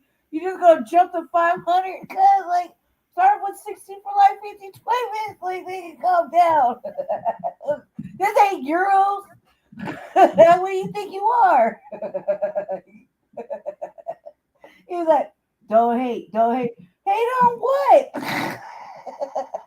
You see the, oh my God, what are you holding on to? Like, let me see, like, sitting there like, we gotta stop hating. Hate on what? on your live-in prisoner, your romantic prisoner, you call the girlfriend who ain't there because she got to be. I roll up on your romantic prisoner, my brother. I think we all know the answer to that. Damn. Me and you are not. You not 6 dark chestnut cocoa brown with the North Philly beard. You ain't Leo King. Dark chestnut cocoa brown. Man. Leo. Damn. Boy, he That's a whole real hard. That's not cocoa brown. He go tripping real hard. Salacious. You ain't 6'3". Goddamn. According to old girl, you. Oh no, I can't go into it again. She said it was like a gorilla. No, nigga, no. He said just. Yeah, Lady J. This is really sad. Ninja, really sad. You ain't Pan-Africanist #1. Nobody flying you to every continent to hear what you got to say. Only me. Don't make me take my t-shirt off and turn into King Kong right now. Don't make me beat my chest. Don't make me beat my chest. King Kong. Stop playing. This fat ass can't even run 200 Another yards. edition of Urban Politicians TV, UPTV. Make sure you stay on your pivot at all times, man. Had to come tap in as Dr. Umar Johnson that made his way into a few blogs on Instagram and Twitter once again. Now, I'm telling myself it is no way on God's green earth that dog has made this video right here recently. This motherfucker sound like he's selling it. This nigga is this bold and this type of mind control for himself to come to the internet and ask for people, women specifically, to give him $500 and donate so he can take them on a date, but they don't have to pay for the date to push towards his school, as we know, within this last few weeks, let alone these last few weeks this year, but especially these last couple weeks where he said his accounts are frozen and he has received letters saying that his supposed to be school is closed. His accounts are frozen. So which means is they're getting ready to slap a lien on his sell it off, they did. because from what I'm gathering, it seemed like he failed to pay taxes. Man, we back. Damn. Now I'm gonna tell you something. Trump, it's called alligator Alcatraz.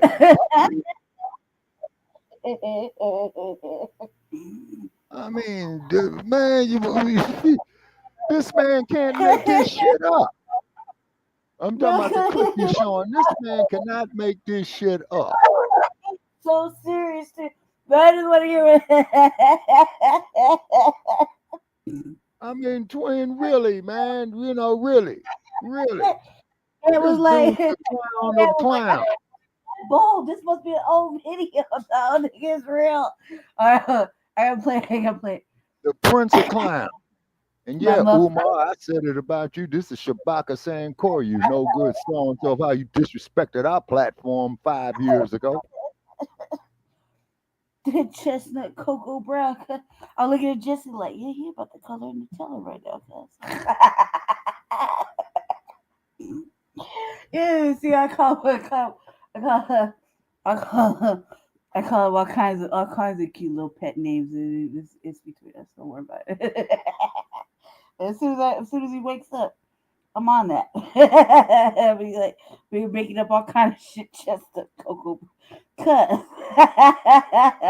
you feel myself. You feel like that drink. I mean, damn. You know what? I'm gonna start calling you Dr. Umar Johnson, since you disrespected the platform I was hosting. I'm gonna call this clown Wiley E. Coyote. Super idiot.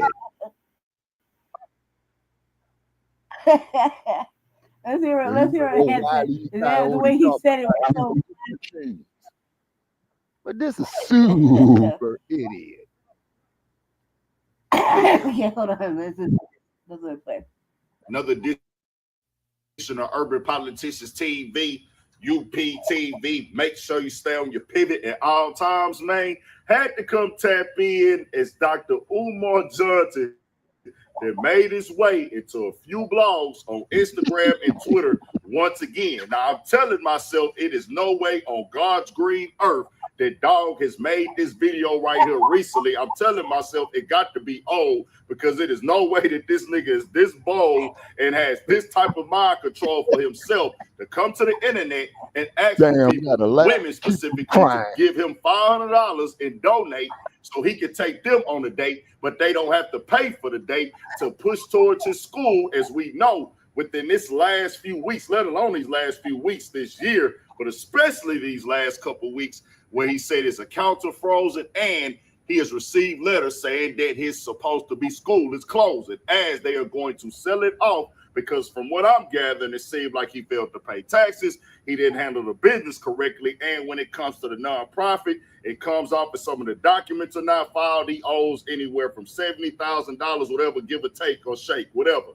But with this right here, bro, you got to know this is a scam and finesse, and I done heard it all from the best, and y'all know the rest. Look here, Dr. Umar Johnson. The finesse ain't gonna work on me at all. As I tell y'all, it just got done raining. I don't believe in letting niggas piss on me and tell me it's telling raining. you And it's I got rain. to keep it 100 as he just put up now that his account is still frozen. He put that up on the gram yesterday. When it comes to things like this right here, bro, I wouldn't care because of the simple fact is, if you want to finesse and, you know, you give women money to, you find vulnerable women do money, hey, that's your choice. I'm not a hater. I'm not going to knock it. It's a part of the game, but that's not what you're doing right here, Dr. Umar. You ain't selling, hey, I'm an attractive guy. You ain't selling, I'm a player, a hustler. You're doing this for me. You bringing the black community into this thing where they think that they donate to a cause. Now, some of them might just find you, you know, however they find you looking, they might think you entertaining, funny. You got status, you got clout, you got a following, you getting booked all over the country. There are women out there who believe in that. There are older women who believe in that and think that that's the way that they need to go when it comes to these things, but they not rocking with you because they say, oh, it's Dr. Umar. He's just this guy. No, they thinking that you really got you a guy play game, that you were doing something for the black community and the boys. And so far, we raised $250,000.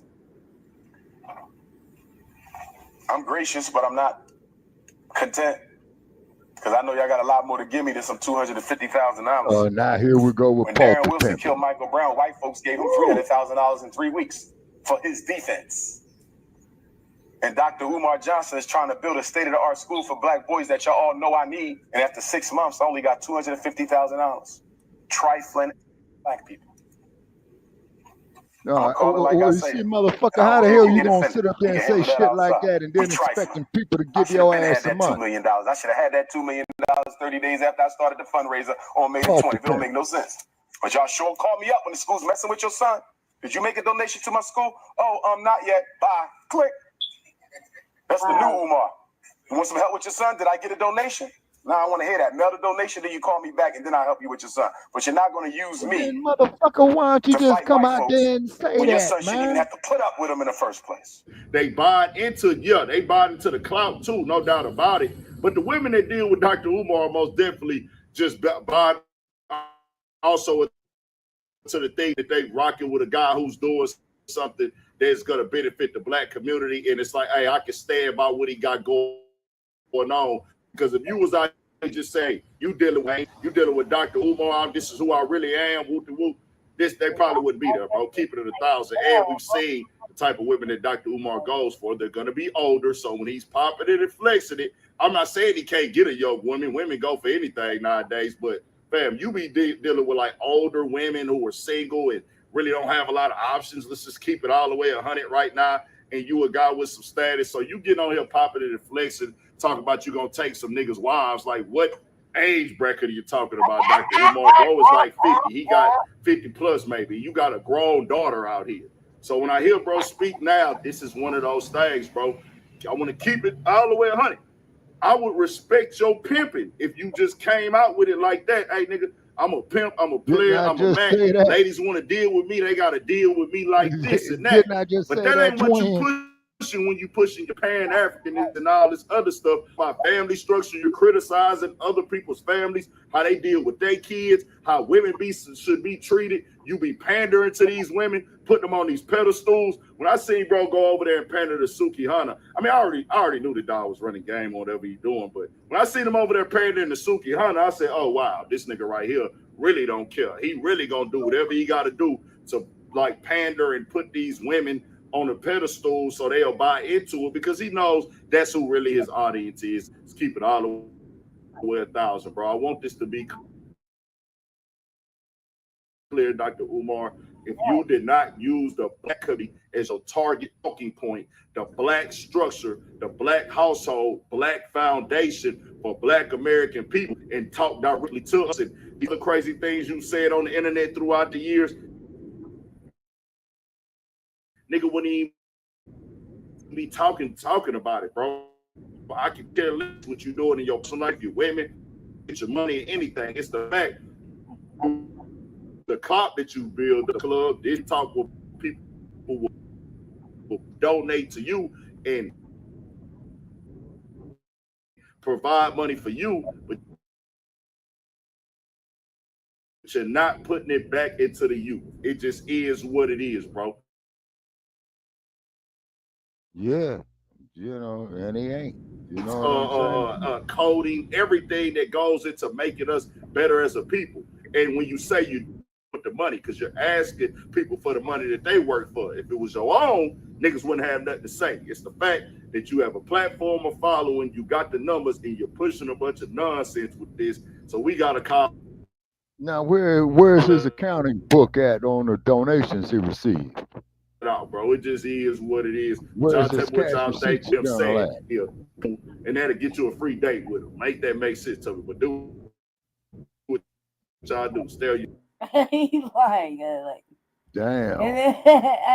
Oh, boy, Wow. Umar is I just wanted to bad, come on bad, here bad. right now to clarify the date with the Queens. The Date with the Doctor reality show is really a conversation platform. It is a conversation platform. What kind of weed you where smoking, Black women Umar? and I will exchange west side of the views and shy. opinions on Greetings to you. various issues affecting the world, the African race, and Black women in particular. It will be a platform where Black women can expose their brand, their business, and influence the culture of Black women and influence the culture for Black women. This is going to be an uplifting reality show. There will be no nonsense. It's going to be clean and it's going to be classy. Oh, this I'm motherfucker's calling it good. a date with the doctor because that is going to be the ambiance. That's going to be the context. That's going to be the background. It's not a real date. Let me say this again. I am not looking for a wife. The ancestors will send them to me when the time is right. Black women, you cannot be a candidate on my show unless you are an entrepreneur of some kind. I don't care if you sell cookies. I don't care if you sell candles. I don't care if you sell perfumes. If you have a Date with the Doctor reality show, I want all my African queens to listen up. The Date with the Doctor reality show expose their brand. The Date with the Conversation platform. It is a conversation platform where Black women and I will exchange views and opinions on various issues affecting the world, the African race, and Black women in particular. It will be a platform where Black women can expose their brand, their business, and influence the culture of Black women and influence the culture for Black women. This is going to be an uplifting reality show. There will be no nonsense. It's going to be clean and it's going to be classy. I'm calling it a date with the doctor because that is going to be the ambiance. That's going to be the context. That's going to be the background. It's not a real date. Let me say this again. I am not looking for a wife. The ancestors will send them to me when the time is right. Black women, you cannot be a candidate on my show unless you are an entrepreneur of some kind. I don't care if you sell cookies. I don't care if you sell candles. I don't care if you sell perfumes. I don't care if you do massages, if you have a restaurant. I don't care if you do mail order. You must be an entrepreneur because I want Black women to become entrepreneurs so we can target this homelessness, reduce this prostitution, and all of these other unhealthy careers Black women are getting involved in because they don't have enough income. No, there can be no snow bunnies on the Date with the Doctor. You must be all natural from head to toe. Look, you so thirsty for fucking bread, cuz I would think you'd want to take all sorts of fucking monetary functions. Like, okay, whoever got the bread, are you? I would think you're so thirsty for fucking cash right now. Did you just gonna just say no to this, no to that, and have all these parameters and shit? Like, come on, cuz like you need the bread or you trying to up your clout. Like, which is it? Because this sounds like you really tried. Like this ain't The Bachelor, weirdo. Like you stupid. This is stupid. Like he's doing a lot right now. Well, Hair thing I can say, must be natural. Your eyelashes must be natural. Your eye color must be natural. What the fuck they gotta do with it? They paying you. They tricking off you. Like, does it really matter? Take the breads. Like stop playing. Like, you must be like, we gonna talk about that. Cause you a real weirdo right now. You really weird. You're really weird. Somebody's so thirsty about this money, trying to save this motherfucking school. You would think all sorts of fucking money was good money. Now say you gonna have no snow bunnies. Okay, guys, all right, fine. How about just having a couple of conversations with some wealthy dudes? Or you know what I mean? Why is it gotta be? Why is this such a targeted affair? Like, if you man, you can tell he's not serious about this because you gotta get it how you live at any means necessary. He's not doing it by any means necessary. You tell them, look, you gotta have natural hair and you gotta be all natural. You know, you gotta weigh about 150 pounds, be about 5'3", dark chocolate, smell good, look good, have your own entrepreneurial business. Hopefully, don't have no Reggies or anybody hanging around, no baby daddies, preferably between 38 and 52. Come on, cuz, like for real. And you must have a heavy bank account. But we're gonna talk about issues about, black women not having enough money. You basically are doing the opposite of that, cuz you're taking these brides' money and you go, and you ain't want to talk to them about why they don't have no money. Real weird shit right here. Do you hear me, black women? No weaves, no perms, no processed hair, no fake breasts, no fake flat stomachs. There's a Puerto Rican African. How you gonna know if it's fake or not? Like, because you try to slang the Shango stick. Cause let's just be honest about this. You want them to pay for the wang. You got these parameters, weirdo. Just take any fucking monetary donations and stop acting stupid. Like, you're like no fake this, no fake that. How fuck you not? How you won't know if it's fake or not? It's not a lie to you all, motherfucking. No, Dr. Umar. Come on, cuz stop playing. Real fucking wild goofy. Like you got it like that. If there's a Cuban African, if there's a Dominican African, if there's a mixed race African who identifies as a black woman on a full-time basis, yes, you can be on a date with the doctor. But there will be no rice, there will be no ice, there will be no spice, there will be no sand, and there will be no salsa. Yo, it's Big Ed, the spokesman, man. We back. Another edition of Urban Politicians TV, UPTV. Make sure you stay on your pivot at all times, man. Had to come tap in, and we back outside with it. H-Town, Texas streets once again.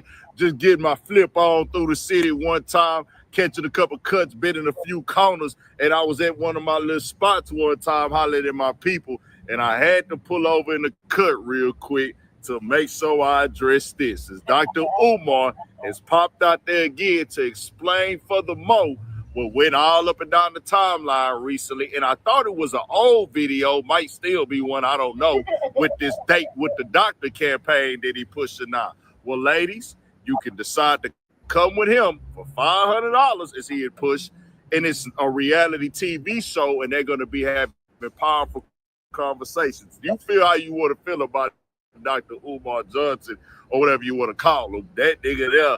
If I can't say nothing else about the nigga good, I will say this. He don't quit and he don't fold and he don't give up. As of late, dog has been getting all type of bad publicity when it comes to his name and game. And I got to keep it all the way 100.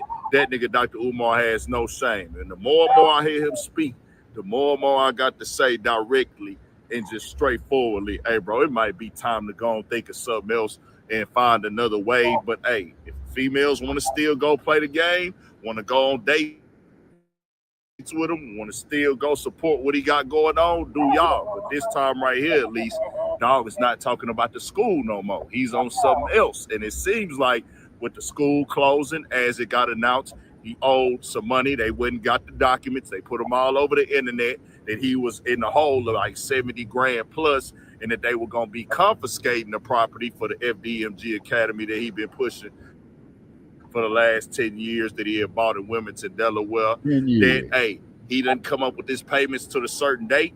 And if that's not done, they sell in the school. Now, Dr. Umar has not been transparent with people. He has not been directly honest. And I don't know why. Because if you're going to be asking people for their donations, asking for their hard-earned money, I think you should be more. I feel like you owed it to them. You just want to put your pimp and just be a player and a Mac player hater. Do you want to? If females want to, hey, if they want to give it up, you know, if they want to, and you do that, that's your game. You know what I'm saying? But when you talk blackness, when you talk black community, and you push and promote it and pander it as us as a black people, we need to do better. And you still hearing that echoing game talking points right there. That's when we say, Dr. Umar, that this is coming off as a direct scam, a direct rug pull, and it's not for us, it's not for we, it's strictly for you to see the profit. It's for you to be able to capitalize off of this, and for you to play on people's emotions. And we seen already everything the other day. And bro, everything you say at this point is under scope, Dr. Umar, and we just calling it how we see it, bro.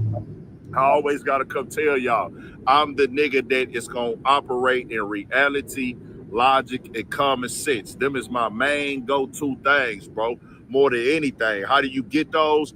Wisdom. What do you gain in wisdom? Experience. That's what this comes from. Life.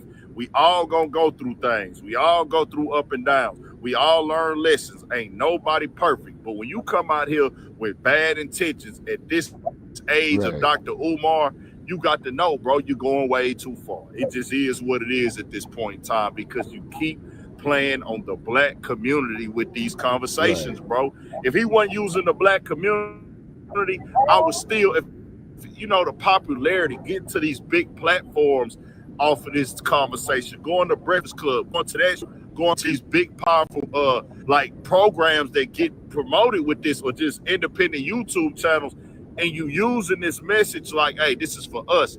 And then you done got to the point where you done disrespected us directly as the black community. And when we out here working hard every day, my nigga, as a whole, let me get this straight for the niggas that don't know. I'm gonna give you some documented facts.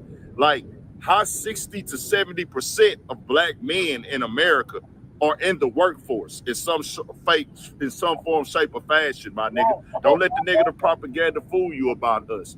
Do we have a lot of improvements to make? Of course.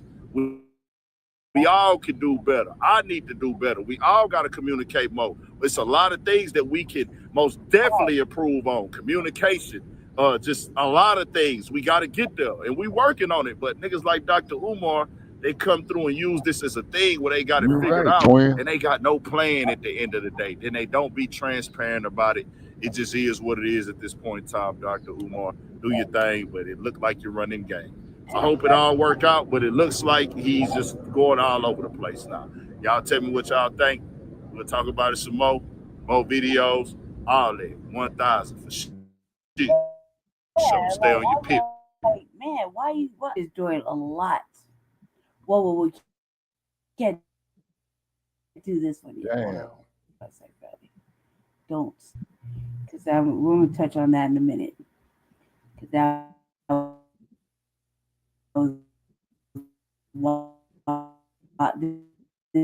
China is reportedly developing. We're not there yet. We're not there yet. I'm coming back to it. Don't worry. I'm coming back to it. Okay, let's see. Get this out. Pregnancy robot. Touch on this for a few minutes.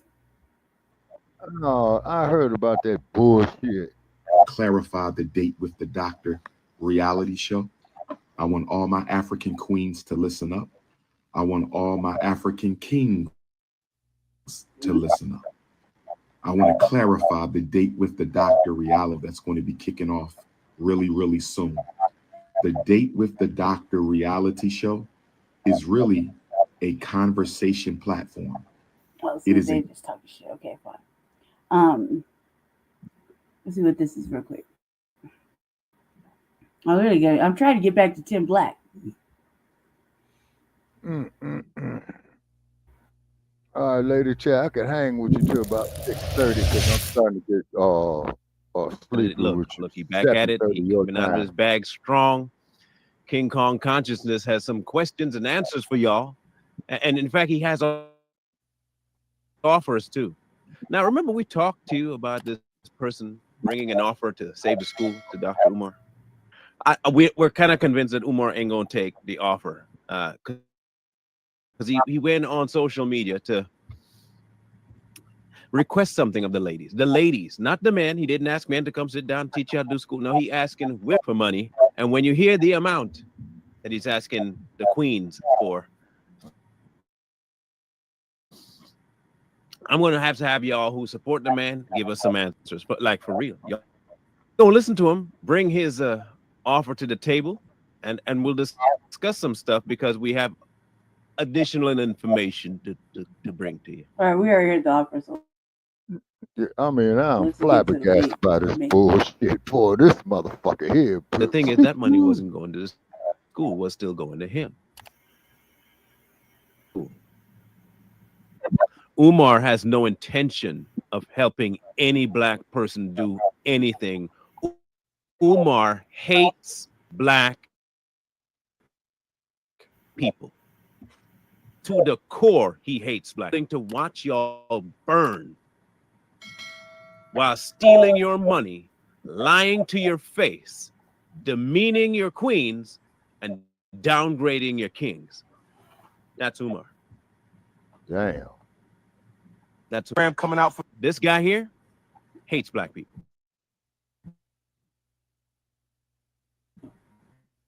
You can't say you love black people and do fraud. We want to support you how we can.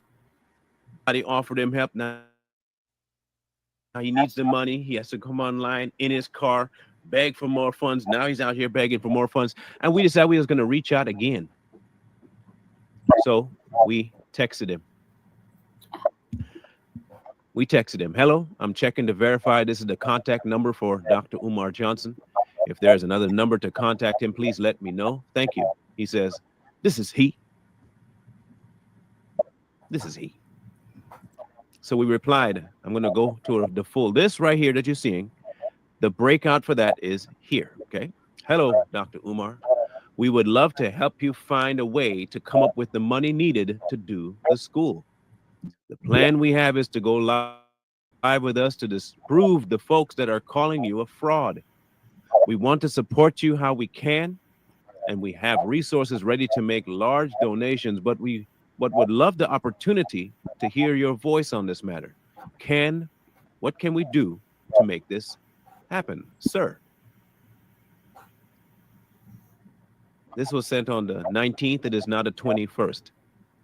Not a reply, not a let me get back to you, not a, oh, thank you so very much, kings, nothing. Wow. Umar does not want to build a school. Wow. Umar has no intention of helping any black person do anything. Umar hates black people.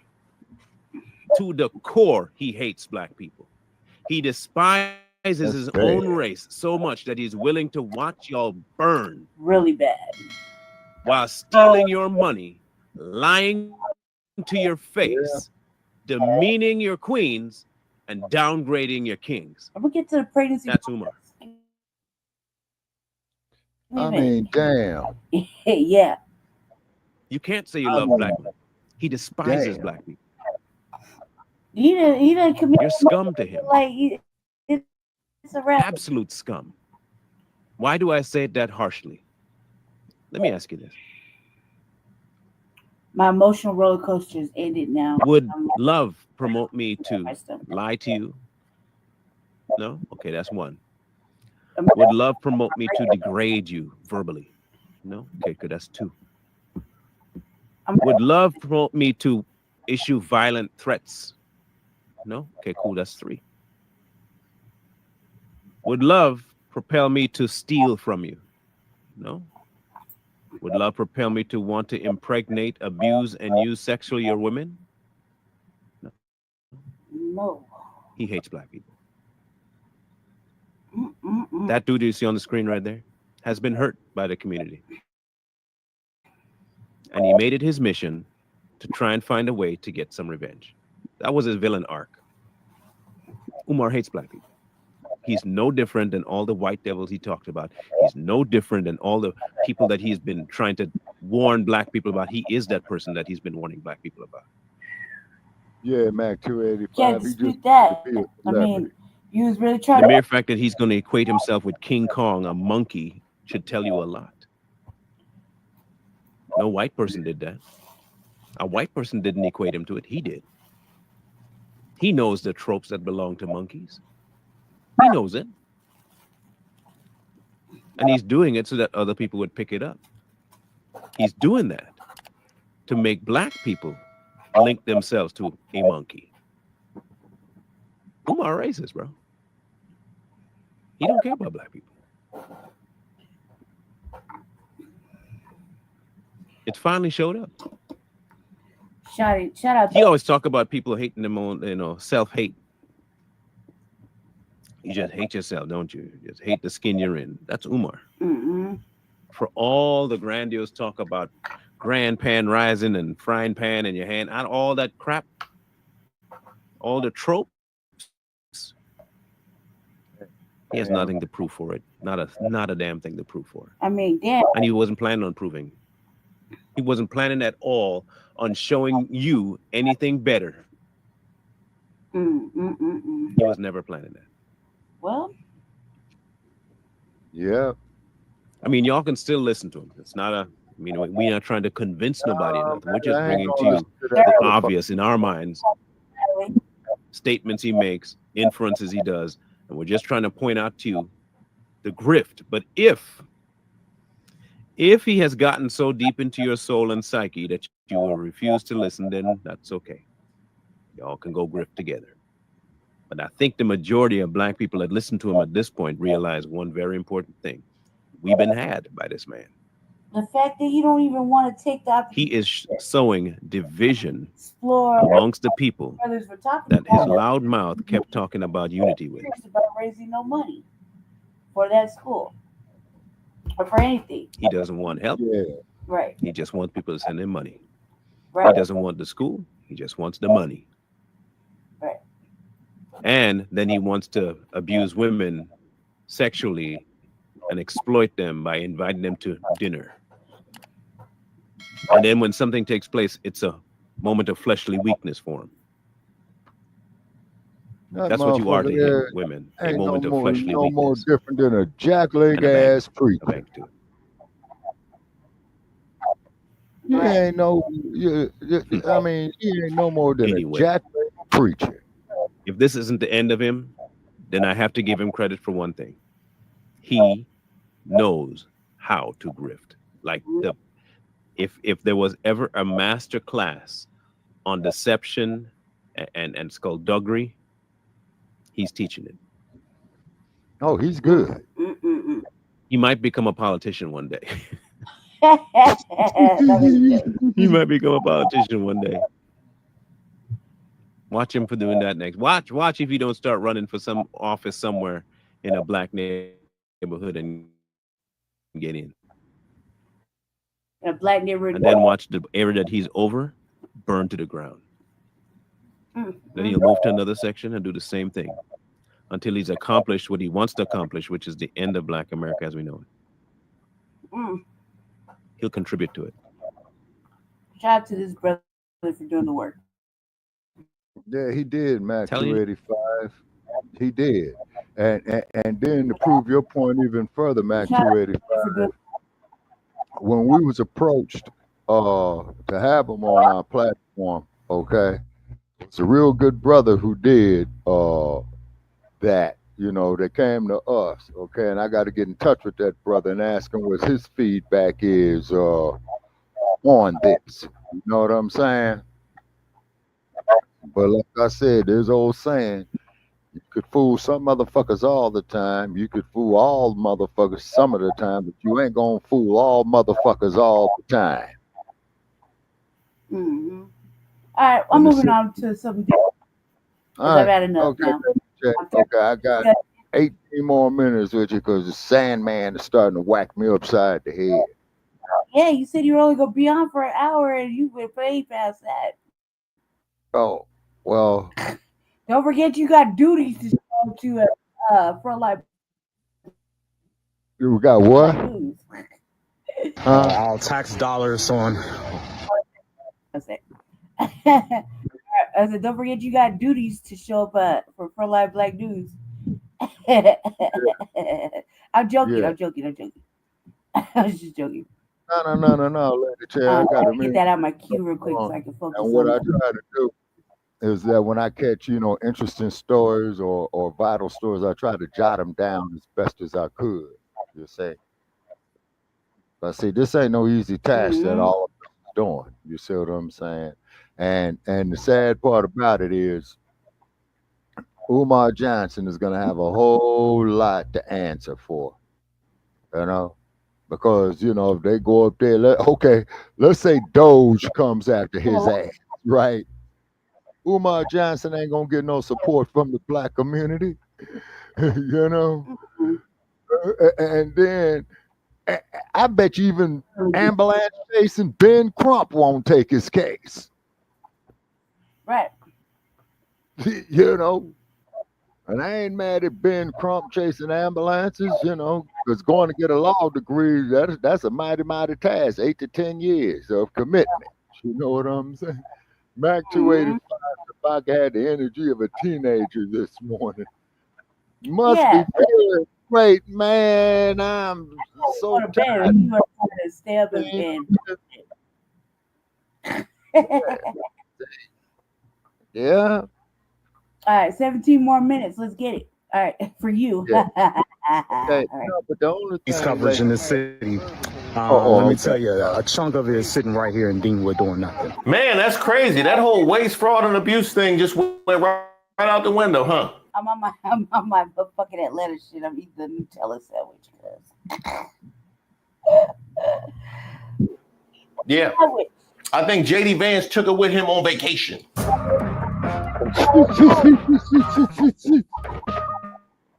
Oh, JD Vance. Shout out to all of the subscribers and the members here on the channel. Don't forget to like the video. My name is Reese Waters, and I'm trouble. Because I've seen one too many of these videos on my timeline. So now y'all mad at Trump for cleaning up DC, cleaning up the nation's capital. And I think it's crazy, especially if you're a DMV native. When we go out and do things, we typically go to DC. We all have seen some BS in DC. I've lost friends to gun violence in DC. I've been out partying and heard gunshots in DC. Then you go somewhere like the Wharf to the Felipe Chow and people getting robbed at Felipe Chow. And I can continue, but I ain't really trying to go there today. But it ain't safe, and you can't even really enjoy yourself, man. Oh, one more. They said the Capital One Arena is the most dangerous arena in the country. And if you've been down there in Gallery Place, you already know. So knowing that these things affect us and affect our safety, especially y'all with kids, how can you get mad at that? Like, I promise y'all, and listen, I'm in the middle. I don't rock with either party. But if Biden or Kamala was doing this, y'all would be happy. Real talk. Like, I know the little young YNs is out of control, man. And y'all sick of them too. But again, y'all just like to be outraged about anything. Okay. Here's my first question. How do you think Trump would react if this was a magical utopia of respectability politics blacks? Like, this was just the perfect black magadom. How do you think he would handle that? No crime, just a beautiful black metropolis with no crime. How do you think he would handle that? How do you think he would accept that? Huh? How do you think he would handle a perfectly under control, not even stuff that you could use and blow out of proportion, which we've seen them already do in LA? I don't know why we acting like we got amnesia all of a sudden, but if he didn't even have that. You know, Fox News out here playing footage from 2020, which, hey, Fox News got to play footage from 2020, a perfect metropolis full of beautiful black folks just working and loving and having fun, building community. How would Trump handle that? Oh, we already know, because we see how he dismisses anybody that has achieved anything that is brown, unless they are pushing his agenda as DEI. We already know that he refuses to acknowledge anybody's legitimacy that looks like us. And by the way, those are DEI purges that are happening in DC, even more so now, as we just saw with the Smithsonian. So not only eliminating the credibility and legitimacy of living folks that have worked and strived and achieved the positions that they now hold, but even the role models that Black children would have to look up to. So once we get past that part, once we get past the part where we get past that part, then we can have a real conversation about the world. You think this is being done for your best interest? As a matter of fact, here's something else you should see. If you are for it to be reflected honorably to the peoples of Earth, then Washington, D.C. must be swept clean. I believe entire neighborhoods probably need to be emptied, need to be bulldozed. I believe that there are places that are so crime-ridden and so infested that you just need to, you're just going to have to crack down. So are they supposed to bulldoze around where the good behaving Black folks at? Is that what they supposed to? You think you're supposed to hold up a flag, or exactly how does that work with what they bulldoze and what they don't? That's interesting. I wonder what they're going to use as a metric for what they decide to destroy and what they don't. Huh? Crime? Oh, it's funny you should mention crime, because this whole thesis that you guys have pushed is built on the foundation that 34-time felon Donald Trump, who's been in and out of court since the 70s, who just pardoned the J6ers, and they just rehired one who to unalive cops for the Department of Justice, is interested in crime. It's called hypocrisy. I'm supposed to believe that Trump, the guy who Chris Murphy can't make enough videos about all the crime that's emanating from Capitol Hill, I'm supposed to believe that Trump is credible when he says he wants to stamp out crime. I mean, it's just never been done before. This is a president that we can see is growing his fortune, and his family is too, while he's in office, and mixing business and the office of the presidency. And by that, I mean, for example, some of the policies that he is enacting could affect the things that he's buying. He bought $103 million at least worth of corporate municipal bonds, 690 different purchases. He's actively managing and buying into trading. I'm supposed to believe that Trump is credible when he says he wants to stamp out crime. And also, I'm supposed to believe that Pam Bondi is also credible when she says she wants to stamp out crime. you know, with the free time that she has from going through the Epstein files that are on her desk, or securing a nice cushy spot for Ghislaine Maxwell. So Trump and Bondi are supposed to have credibility when it comes to crime. That's what I'm supposed to believe from all the stuff that you guys are putting. The same guy who can't handle Black excellence or even Black subsistence in any particular way. Now, if that happened to have not hit you over the head by this point, how about this? Janine Pirro done said the quiet part out loud, and y'all must have missed that before you went and fished your fingers about, thank goodness somebody here to do something about the crime. She done told you what it was. What's happening right now in Washington, D.C. makes me so mad. God damn it! Because right now we have violent criminals running around in gangs, and I can't touch you if you're 14, 15, 16, 17 years old. But guess what? President Trump is going to touch you kids now. No, the other video. Yeah, that one. You just walked through the changes you'd like to see from the punitive aspect. What about preventative? Do you or the president plan to do anything to address the root causes of crime in DC, such as truancy?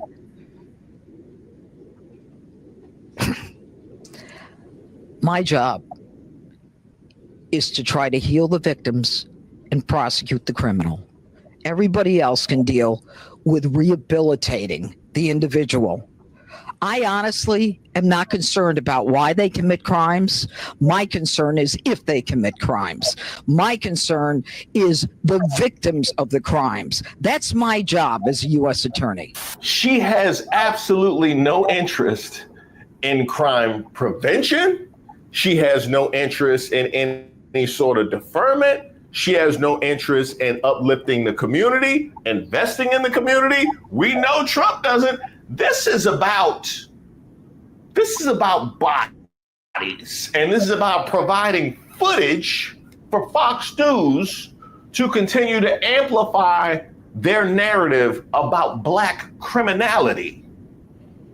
And y'all somehow think he's coming here to save y'all? Word? Okay, this is what gets me going right here. This moment, this in the story. Close your eyes and listen to this. The South Carolina militia is being deployed to Washington, D.C. by the order of the president. I know it says National Guard. I know it's Ohio and West Virginia too, but it's still South Carolina, and the National Guard is the modern militia. The South Carolina militia is being deployed to D.C. You don't need a history degree to feel that kind of toxic symbolism in the sentence. It deliberately, or maybe it accidentally, invokes the deepest divisions in American history, putting a symbol of the old South, of this old regime, against a seat of federal power, a city that is majority Black and has a complex history with civil rights and federal authority. About the nation's capital. Lived there for 10 years. Urban, diverse, overwhelmingly progressive. Now think about the likely makeup of National Guard units from South Carolina, Ohio, and West Virginia. More rural, more conservative, and geared to see threats where we would see people. Now, here's the thing. You can love DC. You can love the people of the DMV. You can want better for these kids. You can want better for our city. I applaud all of those things. You can want the officials here locally to do more when it comes to protecting DC so that we can thrive. I got no problem with that. You can do that and know that Trump and his administration are full of Dan Snyder at the same time. In fact, you should. Somehow Sandwich Slinger apparently knew what was up before y'all did. And by the way, while we're speaking of Sandwich Slinger, they posted a whole motivational video about showing up in force to arrest Sandwich Slinger. This looks like a parody video. I guarantee you, they actually put this out themselves as a flex.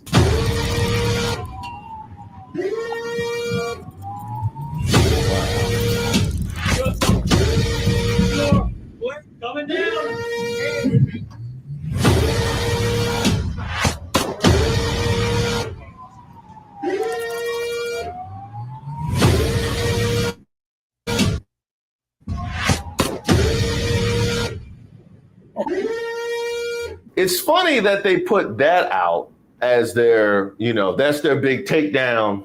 That's their big takedown because it was so they had to chop y'all out. Trump administration, how about this?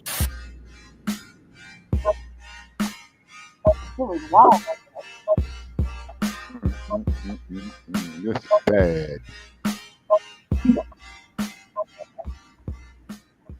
Or how about this one? Because you love to talk about the experience of people just living in DC. How about this? We're about to go on a run here through DC and show you what it looks like now that the Trump administration has sent in the National Guard and federalized our police force. Didn't even get to start the run. I'm on my block. We've got police right here. This is Border Patrol, and then these are some unmarked vehicles, as well as more Border Patrol. Now following that group of cars, we're about 4 blocks in. All right, just got to Union Station. Here is what the scene looks like. Kind of a weird scene here, but we've got 3 of these military trucks sitting behind me. Now I'm headed in the direction of the Capitol. There's a bunch of whistles blowing, as well as a bunch of sirens coming up the street, it sounds like. I'm not sure what building this is, but it turns out it's megaphones and pots and pans, and they're trying to disturb whatever building this is. Just to be 100% clear, none of these videos are meant for like fear-mongering. I'm not trying to scare anyone. I just simply want to show you what it looks like. And obviously draw your own conclusions. I'm not here to necessarily put out a narrative, but at the same time, if there is something that is blatantly obvious and a threat to people's safety and other DC residents, I'm going to call it out in the video. It even happens. And in front of me, I have about 8 agents along with police. We got Border Patrol, Secret Service, Homeland Security Investigations, and one that just says federal agent. There's a group of Border Patrol and MPD behind me. They just stopped 2 men for smoking weed, which to my knowledge is legal in DC. Someone please correct me if I'm wrong. Just in the few blocks that I walked alongside those federal agents, the number of scared reactions that I saw from people of color that were walking just down the street minding their business was insane. Just to give you an example, a black mother and her son was walking down the street. The second they turned the corner and saw the agent. Touch bases with you all tomorrow. I think you should about get closing statements. Yeah, okay. Is that these are some on trying times right here, and then on top of it, you know, we got to prepare ourselves and do for self, you know, because a tidal wave is coming our way. That's for real. All right, okay, I'm out, Lady J. Thank you for having me. Huh? Yep. See you later on tonight. Okay. All right, Mac 285. All right, twin. Okay, talk to y'all soon. Okay. All right, family. Let's get back to it. Hold on a sec. Let me adjust this real quick. Wait, hold. I'm going to turn off the alarm here shortly. That's Jesse's alarm. It's not my alarm. All right, let's try that. All right. Right. Man, he was on one today earlier. So glad he calmed down. Walking towards them, she immediately grabbed her son's hand and told him, "When you see these people out here walking around, you're going to hold my hand because I want them to know that you're mine and you're not out here causing trouble because we don't want any trouble with them." It was truly just so disheartening to see. Here's one more. You know, I'm from the comedy community, so Lord knows people need comedy at a time like this, but not when the feds is out. Doing this out of solidarity, but at the same time, it's close up on getting It's all for show. So we can play that tomorrow and be like, look, we're locking down DC. Exactly. This is some bullshit though. Yeah, I don't know. 1, 2, 3. The guy in that van right now. Yeah, I see that. I'm supporting. Yes. 4, 5, 6, 7, 8, 9, 10, 12, 13, 14, 15, 16, 17, 18, 19. Well, it's like they like 20 cops for one guy. Shout out to my man Leon Scott for that particular video. Now, as we move forward and we are trying to figure out how to coexist here, there are a number of questions that have been raised from DC residents. And, you know, I got the time today. Like, did I miss something? But if you're a regular civilian, I feel like you shouldn't have nothing to really worry about. Like, that's the same shit that be having everybody fucked up out here is the fear tactic, bro. Like, because you see military people and all this stuff that's doing a job that has nothing to do with you. They are removing homeless and they are getting rid of people that are committing petty crimes against innocent people like us. So what are you actually really fucking crying about? You know what I'm saying? Because me personally, like, boy, I love the homeless people, bro. But everybody that's out there ain't homeless because they mentally like fucked up. Some people is homeless by choice, and some people made terrible life choices and they want to be freeloaders. While we get to struggle and work hard and try to work hard to make a living, you know what I'm saying? And y'all so worried about how they come in with the streets and all that. Like, yeah, bro, because the YNs, the young kids, the young generation is out of hand, bro. Like, it is too out of hand now, you know what I'm saying? Like I don't commit no crimes or nothing. So when I see them and shit in the city, I'm like, cool, like that shit ain't got nothing to do with me. Like, I'm just driving past. Like, what they gonna do? Harm me for not doing nothing? I don't think so, bro. Like, that's the thing. Law enforcement don't fuck with people for no fucking reason, bro. Like, that shit happens on rare fucking occasion. But 9 times out of 10. 9 times out of 10, you done did some shit to get yourself in trouble with the fucking law. I was gonna jump in when he said they don't mess with people for no reason. I was gonna jump in, and then he corrected himself to 9 times out of 10. Then he went to most of the time. 20% of the time you'll be fine. You know what I mean? 50% of the time it works every time. That's it. I was literally just about to jump in, and then he went and corrected himself and literally answered his own question. Okay, so you did that, so I can leave that alone. Is this the but not me for black folks? This is the but not me for black folks. You haven't seen enough from the Latinos, specifically the Latinos for Trump. You haven't seen enough. We need to have our own version of but not me. Apparently so. Apparently it's needed.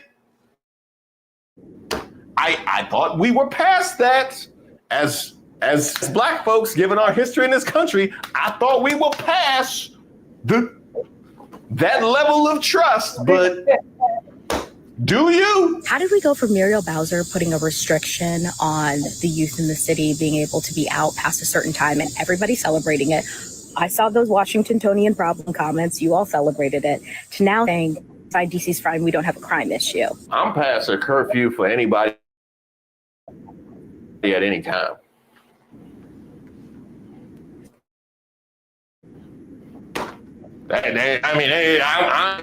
I'm old. I like a curfew. That's true. Hey, if you want to raise the curfew, include me to give me an excuse to go home, I'll be fine with that.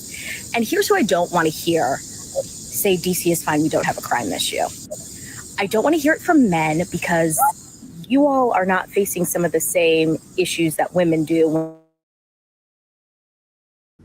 when it comes to feeling safe in this city. So okay, so that was solid. That is a good way to communicate to people and get people over to your side is mocking all the men. That's what I think we need is more segmentation. You know what I mean? I feel like more segmentation. I keep saying that because we got so much support. That's what I was saying in November. We got so much support. What we need is to just segment further. That's why the diaspora wars, you know what I mean? That's one thing that I commend. I tip my cap to the diaspora wars. Is that kind of segmentation and infighting exactly what we need. Okay, fine. Have it your way. You want to hear from a woman? Okay, so I'm gonna take y'all to my old house, right? We are in Southeast DC. Southeast is supposedly one of the worst areas of DC. This is my old right there. And we lived here for what? 4 years. Very quiet neighborhood, very quiet area. Nothing really too much really goes on around. Walking the streets. As you can see, nothing but houses over here. This is the Fort Davis community. It's a lot of retired postal workers and older people who live in this area. But this is right over here by my old house. We lived over here for 4 years. As you can see, quiet. It's quiet. It's like this at night too. Nothing too much really going on. Where's all the crime? Making my way downtown. Faces pass and I'm home now. Making my way downtown, walking fast. Faces pass and I'm homebound. I don't want to hear it from people who live in upper Northwest, like the area I currently am in, where I definitely do not live. And I know people in this area, and they want to say, I don't see a problem with crime in DC. I wouldn't either. Hey, we got something from, not from upper Northwest. Deanwood. Oh, the Fed's there right now? Okay, that's what we got. Good morning. This is Commissioner Anthony Lorenzo Green. And it is like over 2 a.m. in the morning. I'm down here at 48th Street Northeast in Kane Place. President Trump and his Gestapo paid a visit Deanwood tonight. Metro Transit Police and along with other police agencies shot at individuals on 48th Street. Thankfully, no one was hit, but there were 2 people detained. I'm still waiting for one of those individuals to be released. They've been holding him hostage in the alley in the neighborhood. He didn't do anything. He's an innocent bystander, but they decided to grab him and detain him. There were several police agencies out here: MPD, FBI, DEA, ICE, HSI, you name it. All the police resources you can name was out here in the community. Sheriff Row is still blocked off right now. So all the people that love to waste our tax dollars on all this police coverage in this city, let me tell you, a chunk of it is sitting right here in Deanwood doing nothing. Man, that's crazy. That whole waste, fraud, and abuse thing just went right out the window, huh?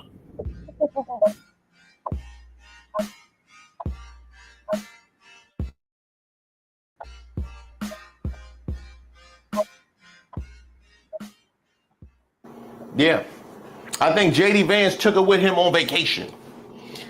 Funny how J.D. Vance just took it right with him on vacation.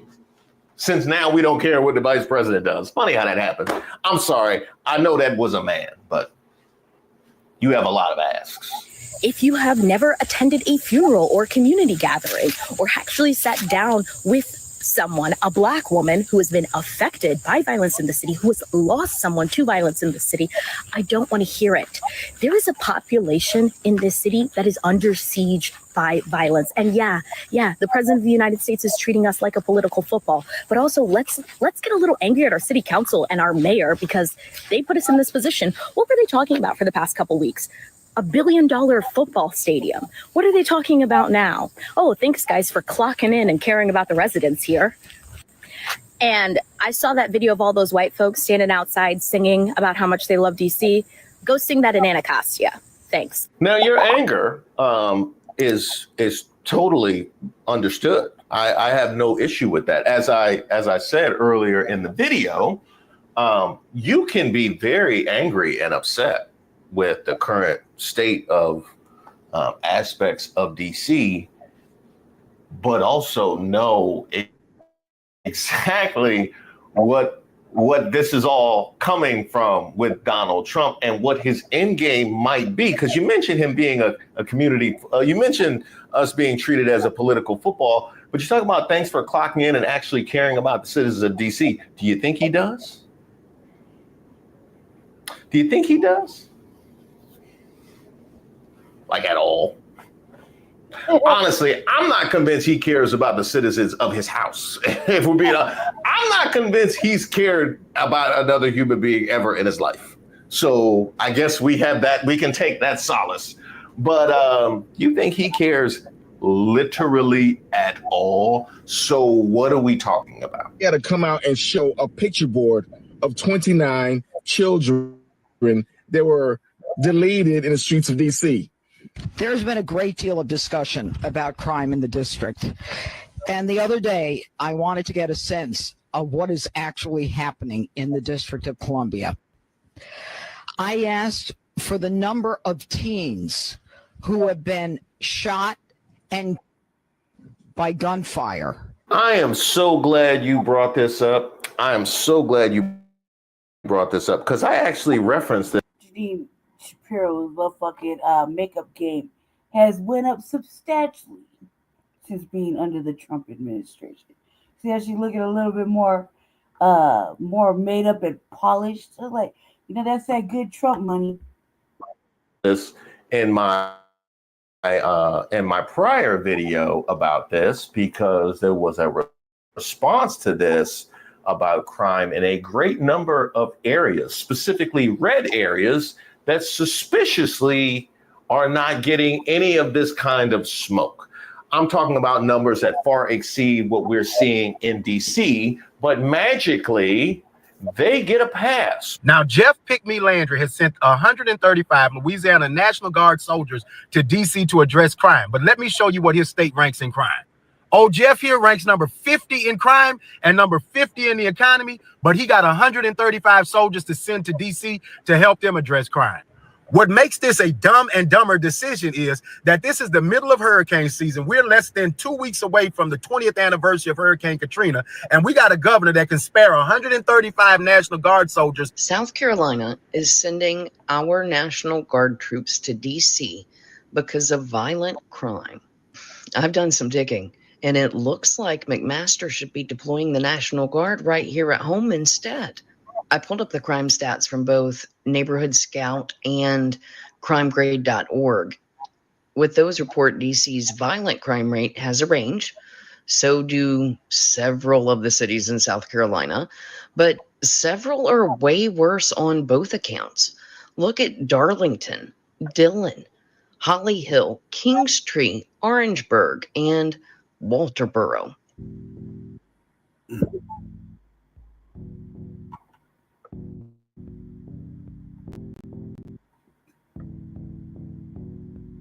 But what makes this particularly nasty work is, when do you hear about this kind of violence from the right?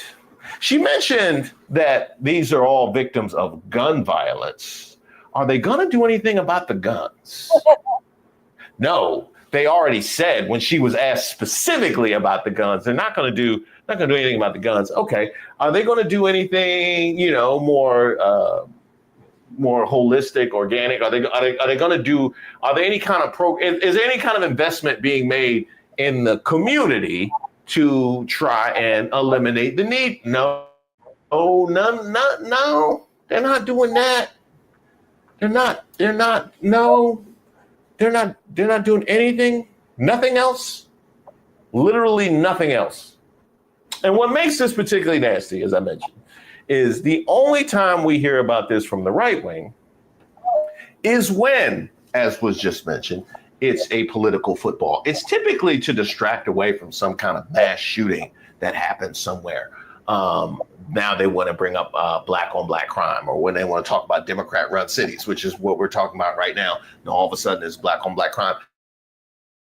That people are experiencing for their own political gain, with the clear understanding, and as Janine Pirro mentioned out of her own mouth, they have no desire to do anything to prevent it.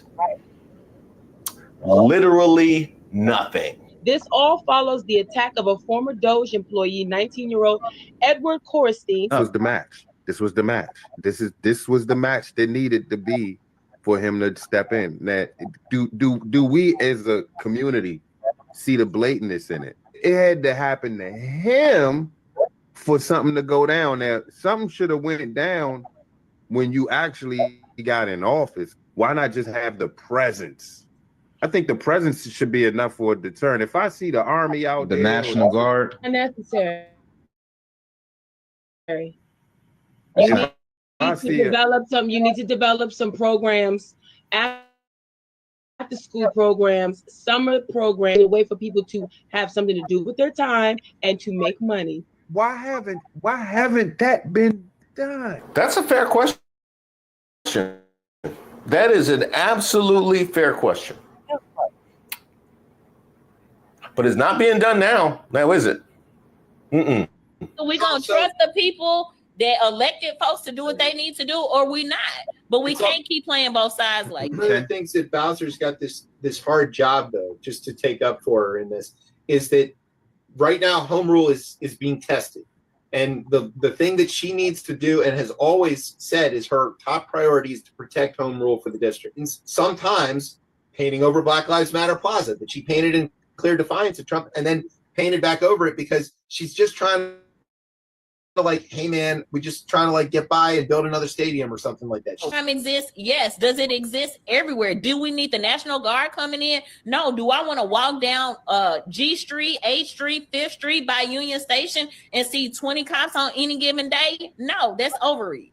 The mayor is elected. The attorney general is elected. The U.S. attorney that does all the prosecuting, that's appointed by the federal government. None of the prosecutors in the district are elected. None of the prosecutors in the district are accountable to the council or any other elected official. They're all federal. So if the problem is that the laws aren't being enforced, if the problem is that the prosecutors aren't getting enough convictions to stick, that has absolutely nothing to do with the leadership of the District of Columbia, black or otherwise. So this message is for the people in D.C. that feel federal agents invading our city will make them feel safer. Let me tell you, no amount of police coverage will ever make you feel safe. This is a big city. Things are going to happen. It doesn't mean that things are happening at the level that you imagine they are. There's been a lot of work in this city to drive down violent crime.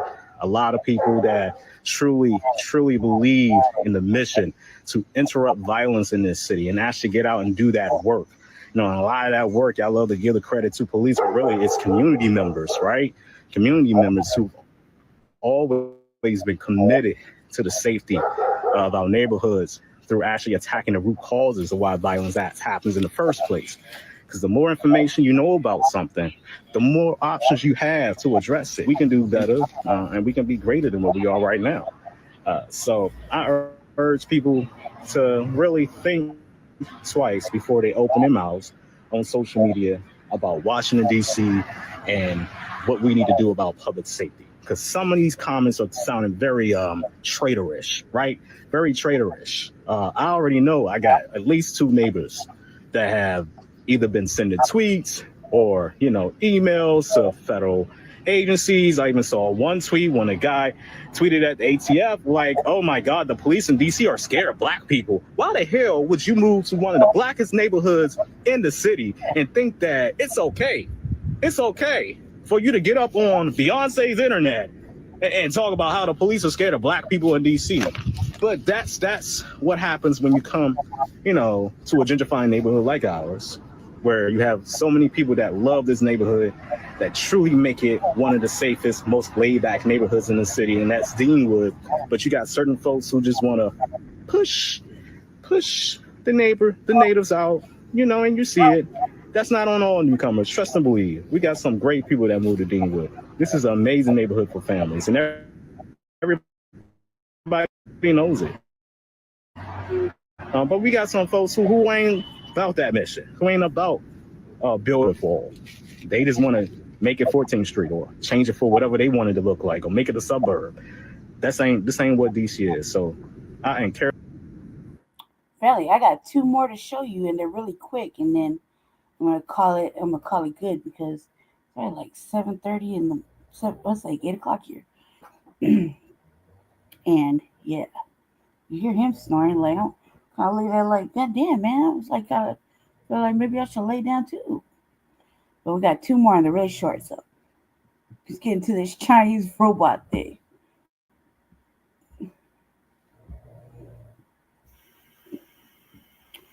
Diabolical.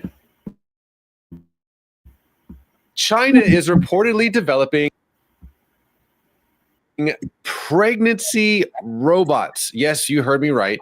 Complete with artificial wombs to help couples struggling with infertility. This is not science fiction. Billy, this is absolutely wild. Let me read you something from the doctor who's spearheading this technology, Dr. Zhang Quifeng. He said, quote, "The artificial womb technology is already in a mature stage, and now it needs to be implanted in the robot's abdomen so that a real person and the robot can interact to achieve pregnancy, allowing the fetus to grow inside." Billy, what's your reaction? I mean, this is horrifying on a number of levels. You know, I think, look, there are people who are going to say this is going to help people who can't have children. And I understand, I sympathize with that piece of the, you're trying to have children, you can't do it. You're looking for a way to have that happen. I think there are so many ethical issues that emerge with this, though. You know, God designed the body in a very particular way, not just the body, but he designed the growing inside. I mean, you have children, I have children, growing inside the womb of a human mother. There's a connection point there that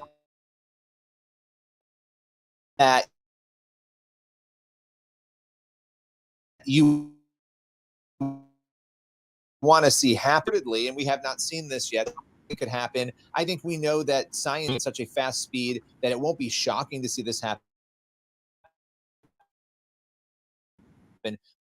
But the point is, there are severe and massive, assume, outside of all the other issues, that there are going to be losses of human life because I doubt it's going to work on the first try. So it's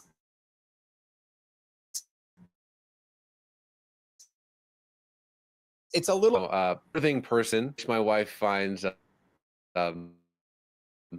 horribly offensive. It's like, I'm a mother, and you guys are taking that away from me. I'm like, okay, let me, babe, let me throw you another one. Pregnancy robots. I wonder how she's going to take that one. But apparently the price is 100,000 yen, which is about $14,000, which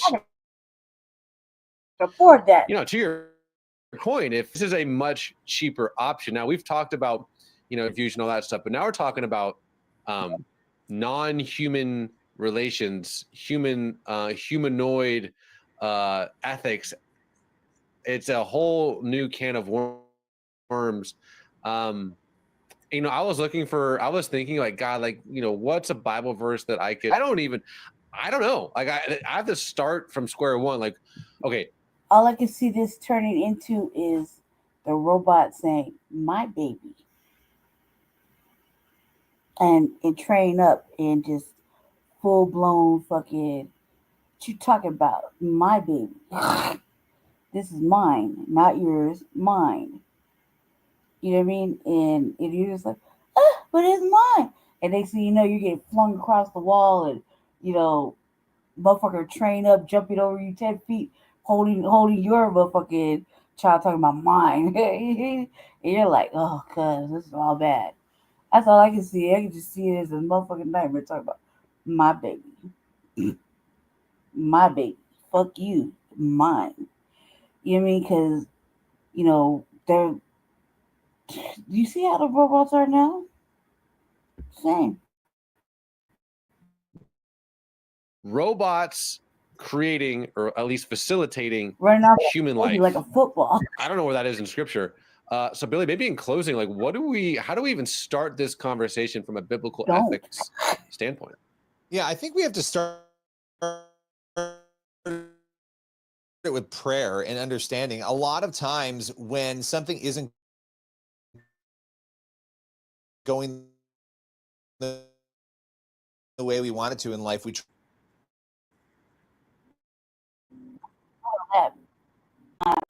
scratch the surface of how weird things are going to get. Yeah, I mean, you know, I feel like we're going to have a lot more of these conversations coming up here soon. Obviously, 2.5-year-old when he's wilding out, I'm cool with that.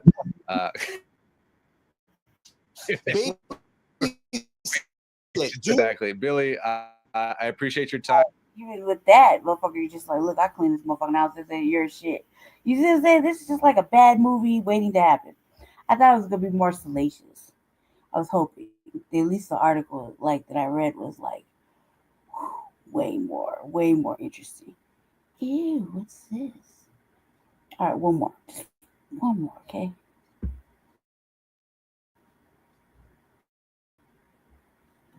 All right, then I'm done. Well, what was once confined to the dark scientists in China have unveiled a concept that could forever change the meaning of life, of parenthood, and what it is to be a human. A new arms race is underway, not for military might, but for the very procedure of creation. Our next report telling you more.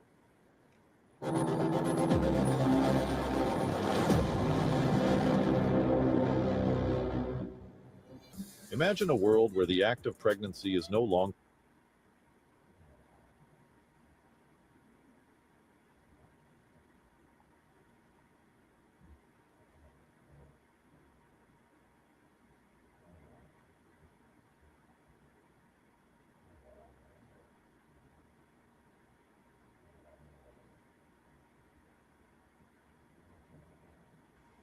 It's a little Scooby in the hallway.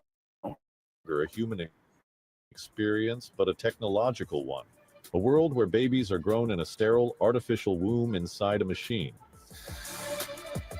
Something depicted in sci-fi cult movie The Matrix, it's the audacious new reality being pursued by Chinese scientists. They are developing what they claim is the world's first pregnancy robot, a humanoid surrogate capable of carrying a baby to term and giving birth. This machine, they say, will be equipped with a cutting-edge artificial womb that receives nutrients through a complex network of hoses and tubes. The humanoid, priced at around $1,400, being reportedly developed by Kaiwa Technology, a Guangzhou-based tech company. But with every breakthrough comes a burning question. Just because we can, should we? For centuries, pregnancy has been the most human of experiences. Replacing it with machines sparks fierce ethical debate. What does it mean for the sanctity of motherhood and the human bond between parent and child? There is also the question about who will control these artificial wombs. Will babies become products designed, engineered, manufactured? Critics warn of a slippery slope where life itself is commodified. Will the rich buy? The implications are enormous, and the world is watching closely. Bureau Report, VON World is One. India and China are stepping up efforts to reset their troubled ties. Beijing's top diplomat, Foreign Minister Wang Yi, is currently in New Delhi for a 3-day visit. His agenda is pretty packed. He has already met with India's External Affairs Minister, Dr. S. Jaishankar, and he will also hold a crucial round of talks over border issues with India's National Security Advisor, Ajit Doval. Recently, a meeting with Prime Minister Narendra Modi is also scheduled for Tuesday evening. Indian Foreign Minister, during his meeting with his Chinese counterpart, Wang Yi, highlighted 3 key concerns that need to be addressed. Jaishankar stressed on the need, number 1, to maintain peace in border areas, ensure a multipolar Asia, and an exchange of views on terrorism, which was a crucial point given China's closeness to terror state Pakistan. In Jaishankar's remarks, there also seems to have been reference to the US tariff on Indians. The Indian minister highlighted the need to enhance stability in the global economy as well. Well, Wang Yi's visit also comes just days before Prime Minister Modi's own trip to China, the first in 7 years, where Prime Minister Modi is scheduled to attend the SCO summit in Tianjin, as well as hold bilateral talks with Chinese President Xi Jinping and Russian President Vladimir Putin as well. According to the Ministry of External Affairs, the 24th round of special representatives talks on the boundary issue will take place on Tuesday morning, led by Wang Yi and India's NSA Ajit Doval. Later in the day, Wang Yi will meet Prime Minister Modi at 5:30 p.m. IST. And China has already struck an optimistic tone before that meeting. Its foreign minister said Wang Yi's trip is an opportunity to build on the consensus reached by leaders, not just that, maintain high-level exchanges and promote what it calls sustained, healthy and stable developments of relations. Beijing has expressed readiness to engage with India in a positive and constructive attitude in a bid to ensure lasting peace along the Himalayan border. The thaw in ties between India and China follows last year's agreement on patrolling arrangements, easing a 5-year standoff that began. Both the sides Sorry about that, fam. Okay. That's it for right now. I thought it was going to be a little longer because it said like 30 minutes. Apparently, it was not. Let's end it right here. I probably will be back later on after, or maybe even before the Frontline Black News, because I want to talk about. I want to talk about the third through. Yeah, let's talk about this real quick. Like it's only like 5 minutes. I want to talk more about this.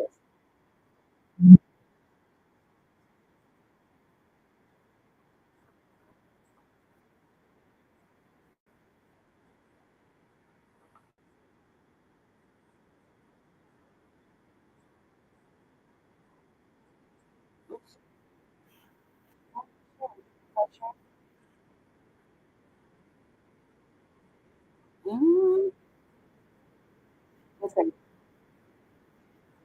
my wife's not sharing, but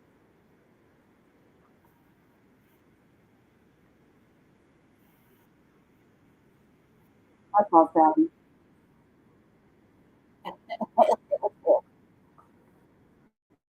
Appears to show the object emitting its own light.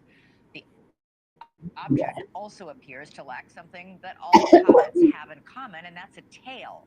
So, what is this thing exactly? Well, joining us now is Bobby Loeb. He's the head of the Galileo and Computation. He's also the Montreal.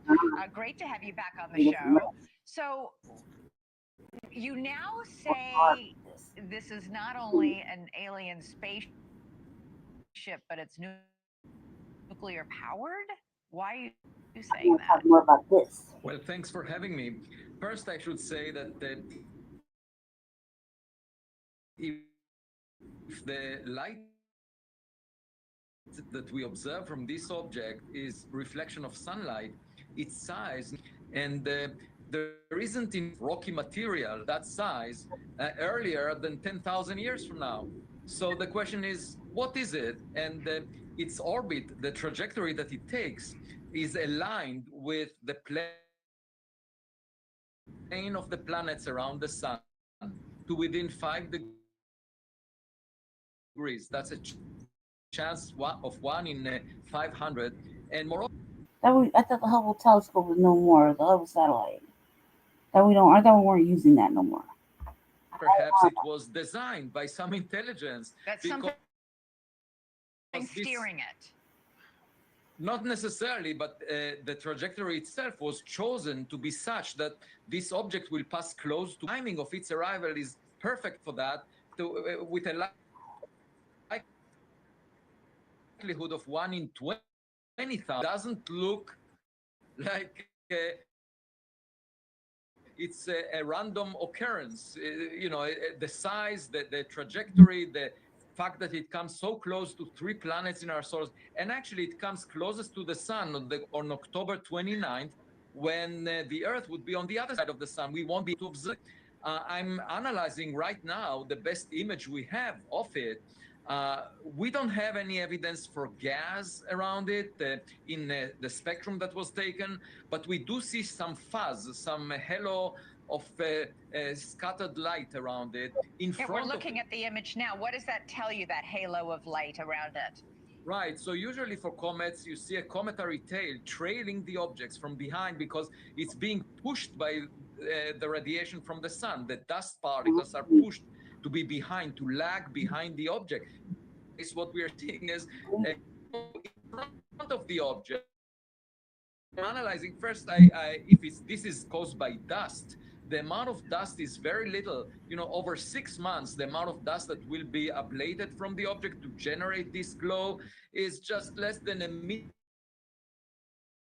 millimeter thick. So it could be just dirt on a solid surface of such an object. And the question is, what is the nature of this object? Of course, as it gets, and we could use spacecraft like Juno next to Jupiter. I spoke about it with Congresswoman Anna Paulina Luna. She called me on the phone, and I gave her an update about the object, and she encouraged in a formal letter.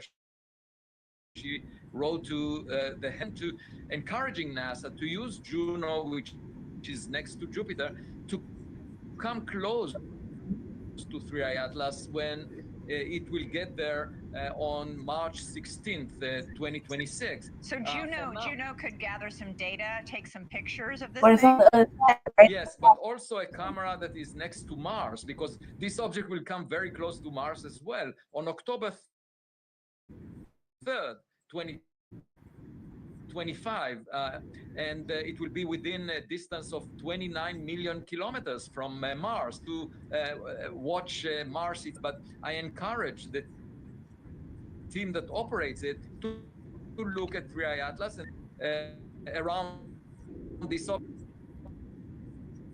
so we can get a better sense of what the nucleus of this object is. And super quick, Avi, is there any reason to be concerned about this?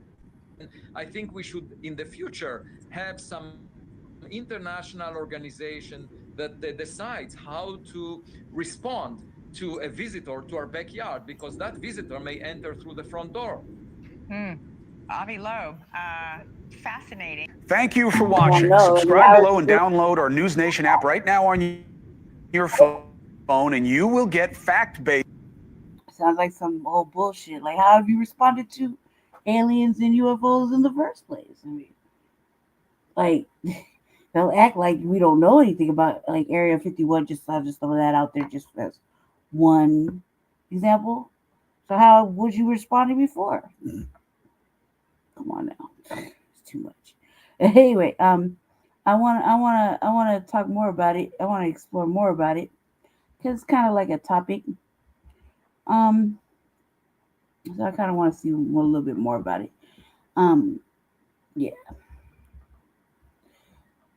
I do a little bit more, just a little bit more, like just see what else is going on with it. You know what I mean? Or what it is or whatever. Because I don't like, it doesn't sound like it's gonna come here. It's on the other side of us, right? Because that's what I kind of took from it. So I'm like, man, oh, shit ain't broke. Don't fuck with it. There you go. Wanting to explore shit and look at shit. I mean, like, how else were they dealing with the aliens? I mean, like, you know, we listen to hearings and stuff. I mean, how else were they dealing with motherfucking UFOs that they've been trying to lie about and hide? You know what I mean? Extraterrestrials and whatnot. I mean, how else have they been fucking communicating and talking with them? You know what I mean? What else? Like, somebody coming in our backyard. Come on, cuz, like, is this really our backyard? Or does it not belong to the universe at the end of the day? The STARSEED. So I was like, at the end of the day, you know, we all ascend. Like, you know what I mean? Why fuck with it? We want to know what kind of nucleus it has, nuclear energy. We need to study. Do we? Do we really? Or should we be working on other shit like, you know, the environment? What are you using these satellites for? I was watching these reels and they have this alien over there just kicking it in the hood. he's talking about all kind of shit.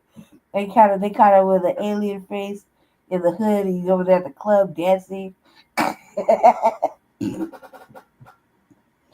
Dude, it's like see, he was making tacos. Was he making tacos or eating tacos? They selling tacos. Right. Should just go outside. Actually, go onto YouTube and just, you know, you can see the aliens. Scared. Man, that one shit that Jesse showed, that dude was screaming. It was like torturous. I was like, Shabaka would be quiet. I was gonna be able to say, oh, I think he said like he didn't own nothing. Like, god damn, he was screaming. Right? Did you see the real for old boys in the hood or the aliens in the hood? You talking about man? Like he's talking about Martians being broke. We have real shit up there. Yeah, you know, they're drinking and dancing and shit. He's like, no. You got the whole little alien face and head on. And he's like, not 7 foot tall, but yeah. Right. Right. Right. And it's not that far away. And that shit was our shit was out of hand because it was out of hand. It was out of hand. I had to like take control of that situation. That argument woke me up. That shit was fucking like nah, well, cause shit, I'm gonna try to take Jesse for granted. Mm-mm. And this is not the first time he has arguments with men anyway. I mean, they always kind of get a little intense. However, at this point in time, like what we were talking about, not here, man. Like this is like, and it's intentional. You know what I mean? That shit was intentional. Like if you just gotta fight, you just want to argue with a motherfucker, just say that. Just you know what I mean? Like, look, man, I'm bored. I have man issues. I need to argue with a man. Oh no, I've seen it a few times. It's usually online, and once in a while, it's in person. But that's because motherfuckers just try to take it for granted or play with him too much, and he can really only do so much of that. Especially like he's a Capricorn. He thinks he's always right. He has to be in control of everything. Oh, fucking power micromanaging ass. Right? I wasn't really worried. I wasn't really scared. I was more like some shit you just can't take back, right? No matter regardless of what happens. And somebody had to be the fucking adult, cause somebody had to calm that shit down. Right. That's what I'm saying. But I mean, come on, man. Like, not supposed to look. You, even in the chat, y'all are entitled to chop it up amongst yourselves. Have little gossipy, different thoughts. You fucking just talk shit. Whatever. It's whatever.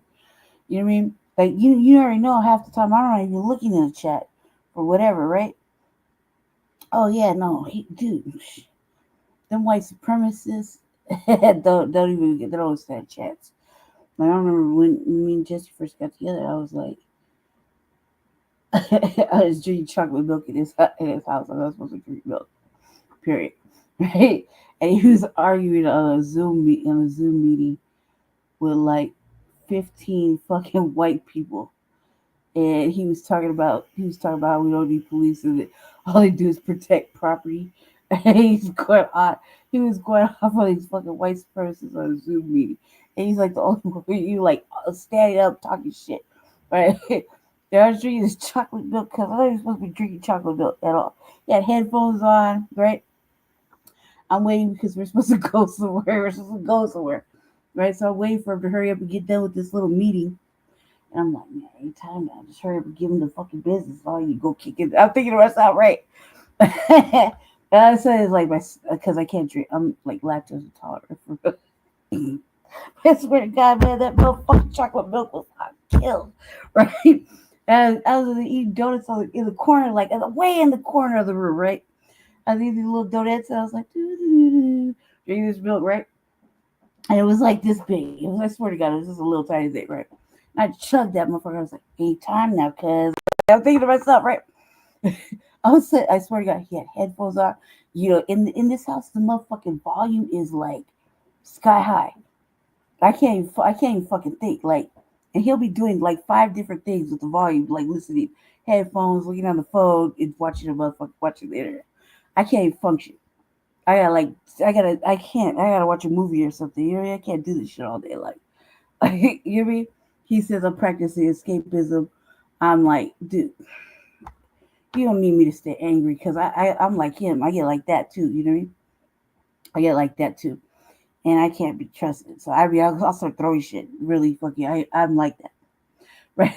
So I'm sitting in the corner. I'm trying to chug that milk, man. I was like, God damn, that's some good ass milk. I was sitting there like 2 minutes later, right? He got headphones on. It's loud in here. I mean, it's loud. You can hear these motherfucking white people just, Mr. Paris, calm down, Mr. Paris. He's like, I'm not going to calm down. He's just going out, right? All of a sudden, it's like my stomach was like, for the milk. Real shit. Real shit. And I was sitting there like, to myself, right? It's like, right? I really like fucking loud, right? So loud. Keep in mind, I'm all the way across the motherfucking room, right? He was like this, like if I was distracting him. Took off his motherfucking headphones, so gave me the side eye, like, are you get a hold of that? Like, you calm down over there, right? And I was just hold it.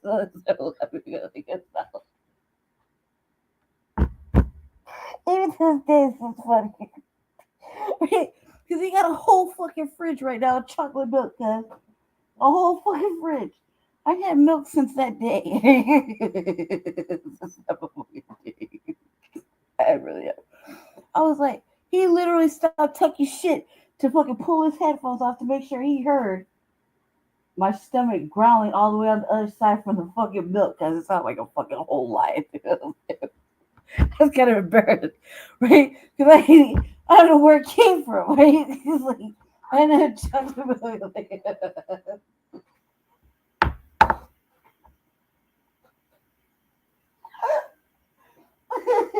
I'm like, fuck, man, I don't drink milk, like, at all. So I would have, like, fucking 5-6 years. And I fucking managed to get a cold one and just a little chocolate. And I had, like, maybe 2 donuts. So I was like, no way. In my mind, I was thinking, no way. After all that, could this really be this motherfucking loud? Because it's fucking loud in here. I mean, the volume is so motherfucking loud. You could hear it at the elevator. You could hear motherfucking podcasts and all that shit, right? You could hear it all the way down. I'm coming, like, when you used to live in the other apartment, coming down the hallway from creeping around, seeing my cousin. I'm like 4 doors down and shit. I can hear motherfucker Tariq Nasheed or something crazy. You know, something crazy on a TBA or something. Blaring. Right? I'm sitting there like, and I'm like, just wait for the pause. And then I over there kick the door with my fucking foot. So it's loud. So he knows I'm there because he's not paying attention to shit. He's over there like engaged in like 3 fucking loud ass activities. You should watch the first RVA. I was like, cuz I'm gonna be a dick one of the fucking Frontline Black News. Cause why? Because he's talking on the phone, chopping it up with his friend.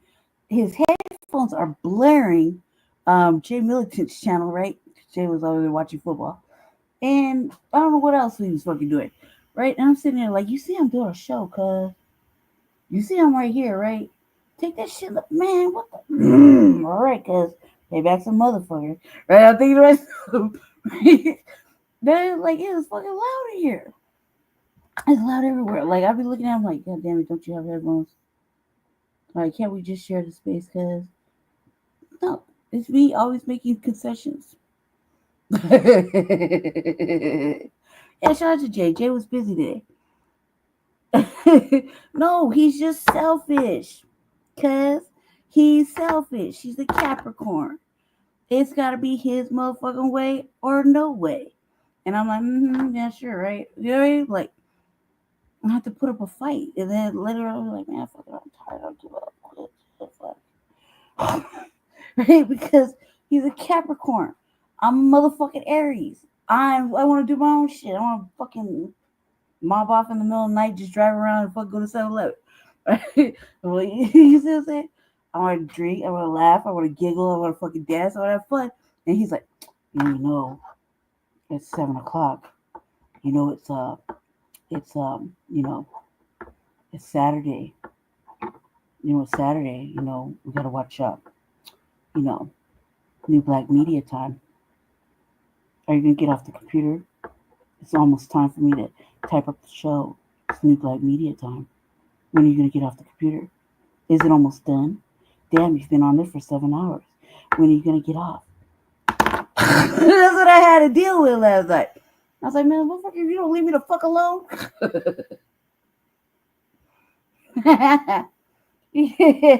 No, he doesn't. No, he doesn't. He's a fucking opportunistic fuck. You don't mean well at all. He just means to upset my balance. He does. He wants to upset my balance. I was a happy person before him. Now I'm angry. All the time. All the fucking time. Man. Look, check it out. I'm an Aries. I'm April Fool's baby in the year of the monkey. Okay. What does that mean? That means he say I'm not serious. Oh no. I take everything fucking seriously. So very serious. I just like to laugh. And I like to make little jokes. I clown around and whatever. It's whatever, right? But trust me, the world needs me. So I'm always fixing shit. I fixed 10 problems from 15 minutes of just walking in the motherfucking door. Right? I was trying to fix problems last night. That's all I do, right? Fix problems, solve problems, and fucking do this shit. So he thinks I'm not serious. But that's a lie. Right? So all the light I had, he killed it. It's gone now. There's no light in there. There's no light in there. I have to amuse myself. You hear the snoring? That's the snoring of a serious person. I'm gonna fuck his world up right now. Right. He hates it. He's like, go to sleep. Oh, no. Payback's a motherfucker, man. I'm petty. Petty. No, man. I just say he feels he needs to ground me. Really, it's just he just likes control and he likes to be in charge. He likes to feel a semblance of power. And he wants to have a motherfucker that's a compliant individual. And I was like, oh, look that nigga. All right. You say so. Dude, you see that? He even sleeps seriously. Right. I blame this apartment for him getting a wide back though, cuz.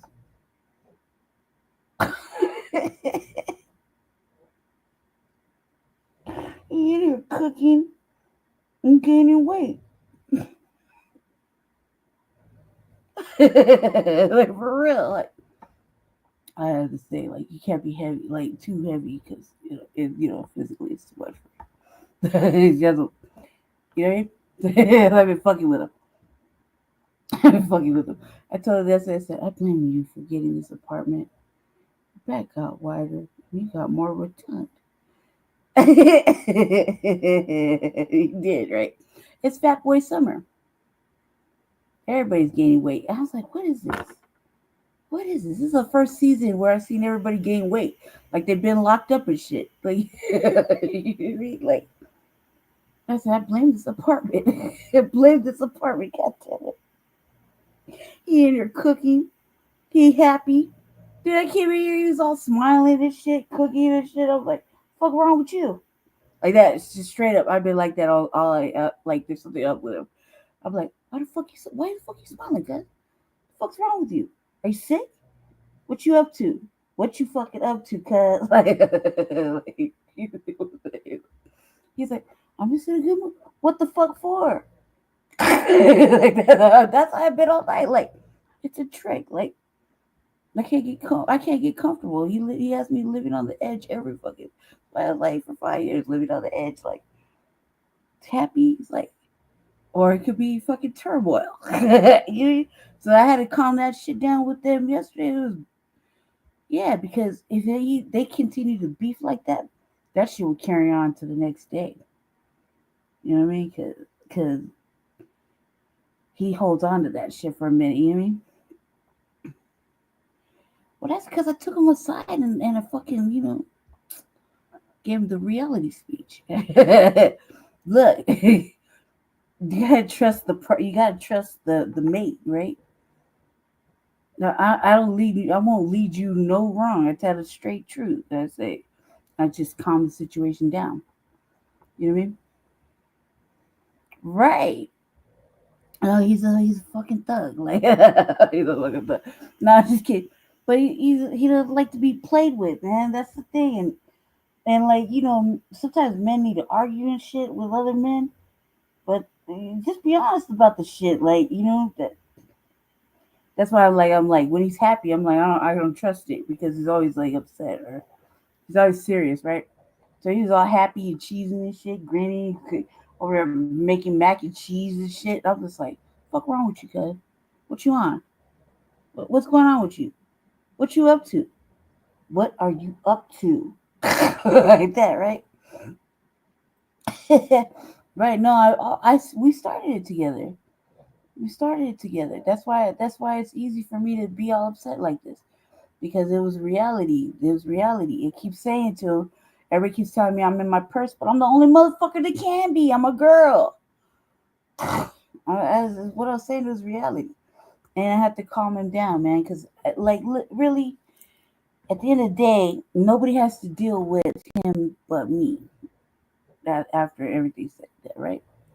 So when the cameras go off or whatever, and he wakes up and he ponders on like the reality of what was said, and so I told him, I said, man, some shit you just can't go back on, you know what I mean? Because there was things, right? And I was like, it's better to just, peacefully, like, you know what I mean? For the sake, not for y'all, like, you'll be here, you won't, you know what I mean? But for the sake of them, you know what I mean? Because they do know each other, they're friends, right? Oh yeah. No, he's good now. Yeah, he's asleep. If it was me, I take a nap. I'll forget about the whole fucking thing. I mean, he'll wake up and be like, man, yeah, that shit. That's why when he said that I was gonna do the RVA and those guys were on the platform, like, nah, cause I need a break. Like, I need a fucking break. Like, we gotta do some funny shit or laugh or something. I need a break because it's a lot. Y'all remember, I still got a heart condition. You hear me? So to calm all that shit down and like, because we're trying to make a point.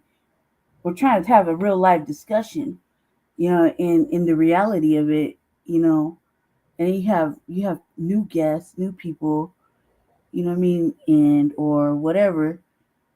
It doesn't even matter for me. I don't give a fuck if anybody watches or not on my shit. But Jesse works hard on all of the other platforms. Meaning he's over there typing up shit and making calls. I don't even type. Look, I copied and pasted it and just fucking kept it good pushing. I'm like, I don't give a fuck, right? Because it's all about what I'm doing on as far as my work.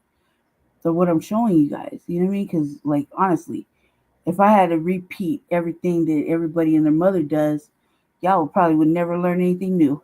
You know what I mean? Yeah, I just can't. It's not for them or for them. Yeah, like seriously. Yeah,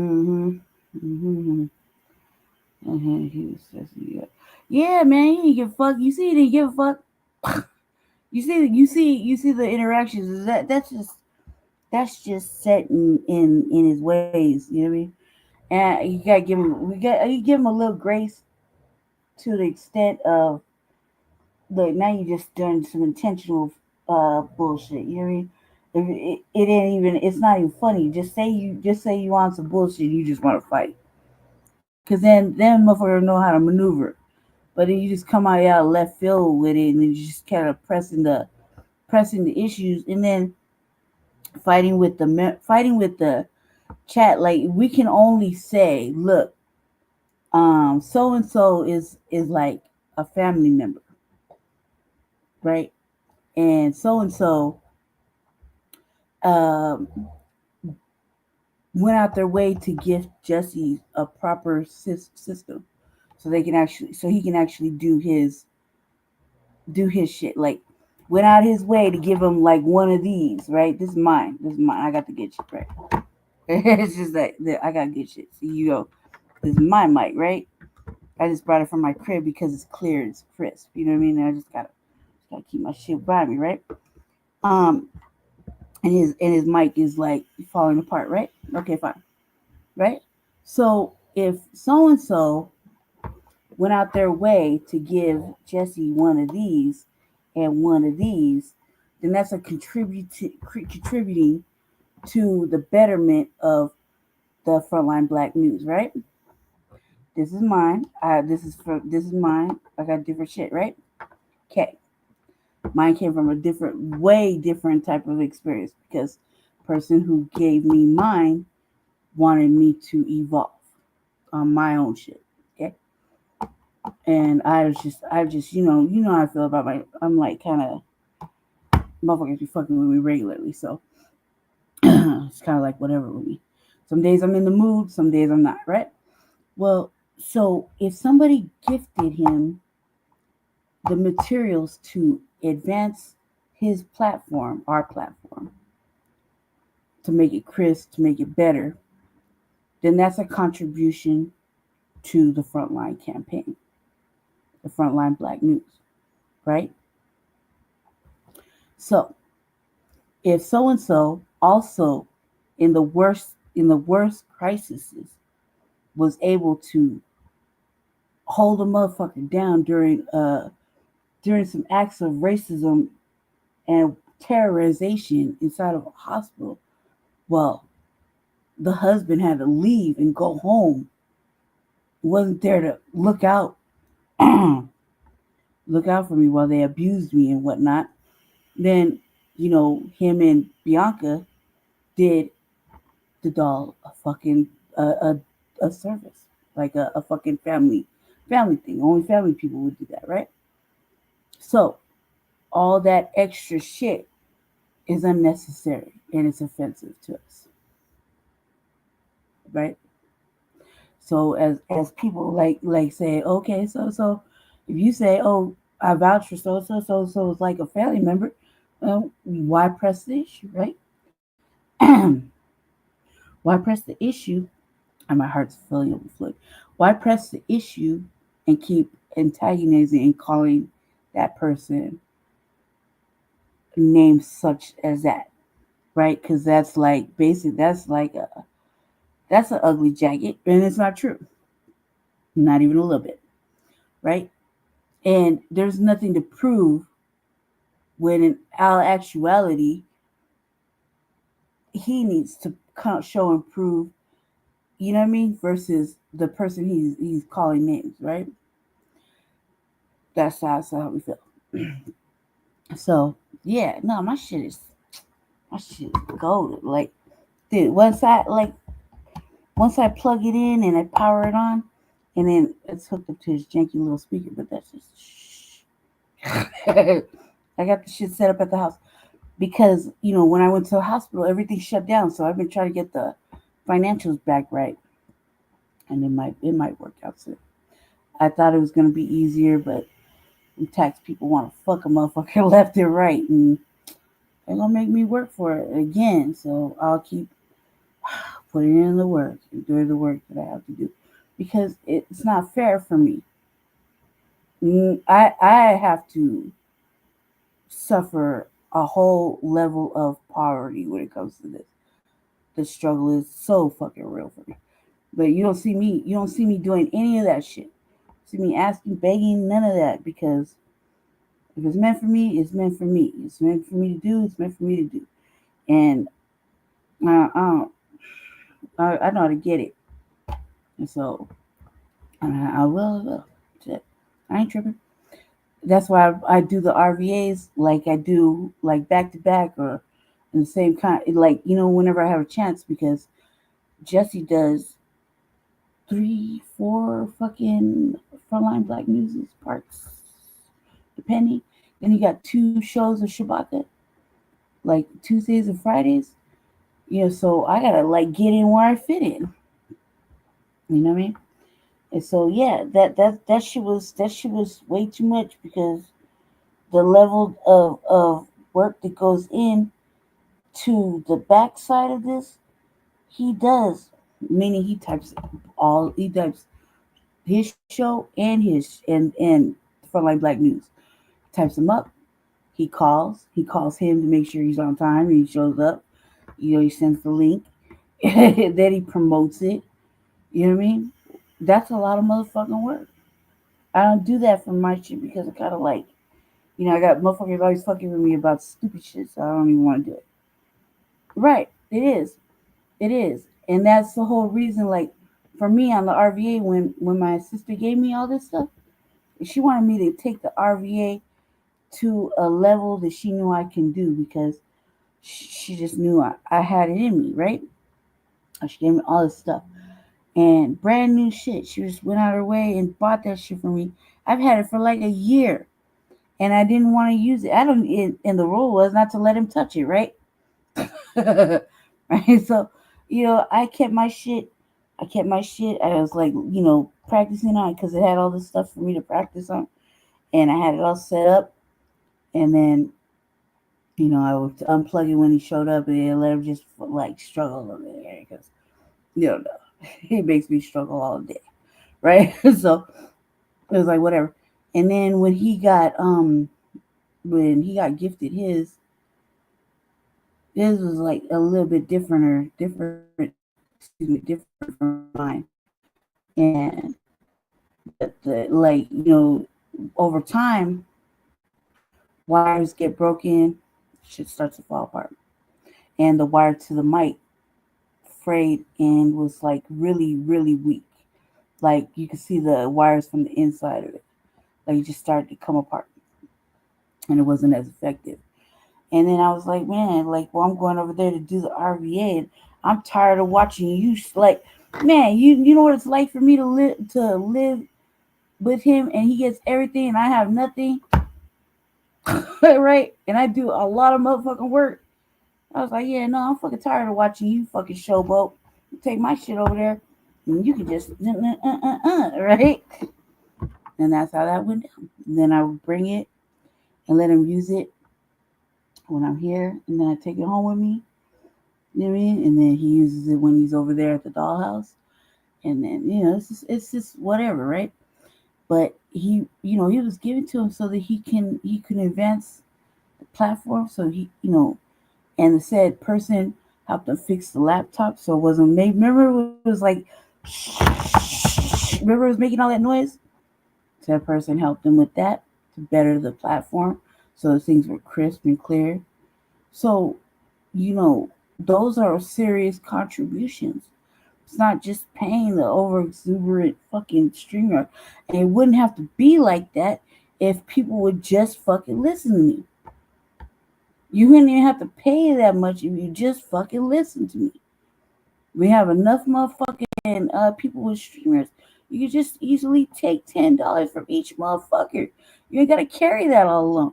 But nobody wants to listen to me because, I don't know, maybe it's girl light skin. Fucking stupid. Either way, it's all stupid to me. Because all these things are easy fixes. Yeah. See? Y'all remember? So to disrespect him like he was doing to him is beyond fucking ridiculous. Because you might be worried about a little bit, couple of dollars or whatever. But, I remember the conversation very well, how it really went down. And if motherfuckers would just listen to what I'm saying, they ain't got to spend all this motherfucking money that StreamYard's really trying to get from everybody. $40 a month or $44 a month is fucking stupid to me. When you have 5 motherfucking friends, you chip in $10 each. And just, move on like 10 different platforms. Like, I don't know why you don't want to save yourself some fucking money. But it couldn't be me because I'm like, every fucking dollar counts. Every dollar counts. Like, trust me. That one right there is the worst propagator of raiding my motherfucking pockets for stupid shit. Like a Black and Mild or a fucking, oh God. So, and every time I'm like, cuz, you're not even letting me fucking build up. I just did all right here. Every dollar counts, right? Nobody wants to listen to me, and then you want to cry, or not cry, but then you want to talk about nobody put in on it. Woo, woo, woo, woo. Well, look, You don't have to carry all that if you would just fucking listen, right? This is fucking ridiculous. So I feel like you can't lead the horse to water. Maybe you like spending all that money. I personally don't, and that's why I be trying to say, like, if I was to pay for it, no, I'm gathering 10 motherfucking friends, 5 friends, 4 friends, 5 friends. Seriously, I gather 10 friends and make you pay $5 each. Do the math. You know what I mean? Just for the month. Who knows? I would treat it like a roommate situation. You might not like it. You might not like running platforms. You know what I mean? With a motherfucker. Just saying. I'm just saying. All right, but nobody wants to listen to me. Like, I don't know what I'm talking about. Okay, cool. It's all right. That's all right. But I try to avoid these major motherfucking outbursts. But I think that outburst was majorly fucking intentional, and it went too fucking far. And I'm glad I calmed it down. Because look, he's sleeping all soundly and shit. He's like, got carrying the motherfucking world. And he sure is fucking thinking about what happened hours ago. Where I'm like, oh God. When I started the RVA, I was like, I need a fucking break. Like that. That's how I felt. I was like, no, Jesse. No, I need a break. Like, goddamn, man, motherfucker, no, man, this is not a good look, no way. Like, you know what I mean? Because this is really disturbing my balance with trying to do what we're doing, signal boosting, and you see how I'm swelling up in like a matter of an hour. See how swollen I got in a matter of an hour? You know what I mean? That's my heart. See that? You just watched it happen. How swollen I got in a matter of an hour. You see that? Look. Yeah. That's my heart. Because this is overwhelming. I gotta get off the thing. I'm gonna go take that water off. But yeah, no, I'm glad I did my Aries duty. Calming that shit down. You know what I mean? I needed a break. I felt like there's not enough funny shit on the internet to really watch. I was hoping. But I had to restart my queue. I was like, damn, I need a break from that. Like, don't pay me enough. Don't pay me enough. All right, Belly. We're going to be back with Frontline Black News at our usual scheduled time of 10. He's going to carry on with, maybe say the queue, so he still had before all that shit happened, we had 6 fucking topics left. So all that shit was a major distraction with fighting with old girl, him. It was too much. Oh yeah, no, I'm gonna go find something to fucking laugh and amuse myself, because my heart hurts. My heart was hurting in the midst of that, because I was like, I couldn't believe how upset I was getting. And I was drinking a double shooter, and I usually don't get like that. I usually don't get upset. I usually don't get emotional. You know what I mean? And I could feel it. I was like, man, thank God I only had one, because that shit was working my nerves, because it was just endless, and there was no reasoning. It was intentional. It was intentional on purpose. You dig? And I know when it's intentional and it's on purpose. And it's like, really, just say you want to fight with a motherfucker. Just say that. That's easier to fucking understand. A motherfucker just let you beef it out. And then it gets to the point where you're making you're saying shit. I'm from California. Everything's up there. Yeah, but I was like, man.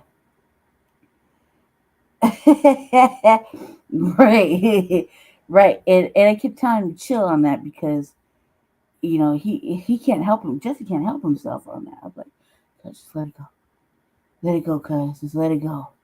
Just let it go, right? Not because of what Not because it's just pointless. It's stupid at that point because it's intentional, right? Like it's intentional, and that's like what I want to say, taking my playing with my intelligence. No, not with that. You know what I mean? Not with that, because it's so serious. And what's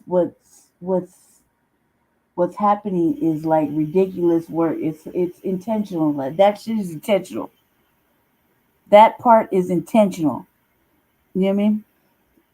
I can't deal with that, and he knows it. I know it, but man, I'm like trying to like I can't control myself. I'll be like, look, this is intentional at this point. This is really fucking stupid at this point. I'm asking the right questions, and this is intentionally playing with my motherfucking intelligence. I'm not stupid or dumb or fucking anything. I can read between the lines. I can feel the fucking attention. This is fucking whack. We're not having it, but he won't have it because all he's hearing is the words and the fact that he's like, here we go again, right? And I'm like reading between the lines. I'm like, no, wait, calm down. No, he's like, he's just straight like listening to the words, hearing the words, and he's not, you know what I mean? Not paying attention to. This is how he gets you all in. That's how he antagonizes you. You know what I mean? You dig? I was like, all right, well, whatever. But you ain't gonna do that shit with me now. I only played for a little while, so I'll be like, just say you doing this shit on purpose and call it cool. Like I'm not the one, cause I know how to read the room, feel the intent. I know what sneak dissing is happening. I know what actual disrespect is happening. You can't fucking pull nothing on me, right? I'm gonna play with you for a few minutes. That's about all. You're here. That's all about all. Like, and him be like, no. And when he's serious, man, like he's serious. And to me, it's like, at some point, it's disrespectful because we've been doing this for so motherfucking long. Over here, 5 fucking years of saying the same shit. You see what I'm saying? So you can see why he this wouldn't. He's lucky this is the first time y'all seen it. But this could have went down like 30, 40 times easily. You know what I mean? When Bianca's on, easily. So this is more like a kind of reserved, not really, but you got a little bit out of its system about it. You got a little energy out of it. Right. But it doesn't make any fucking sense. You know what I mean?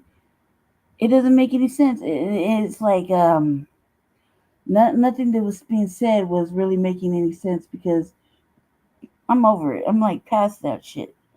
We right here right now. We've been right here right now. We need to deal with right here right now. Doesn't matter what everybody's saying. Sounds good. It's like it's not. You know what I mean? We're right here right now.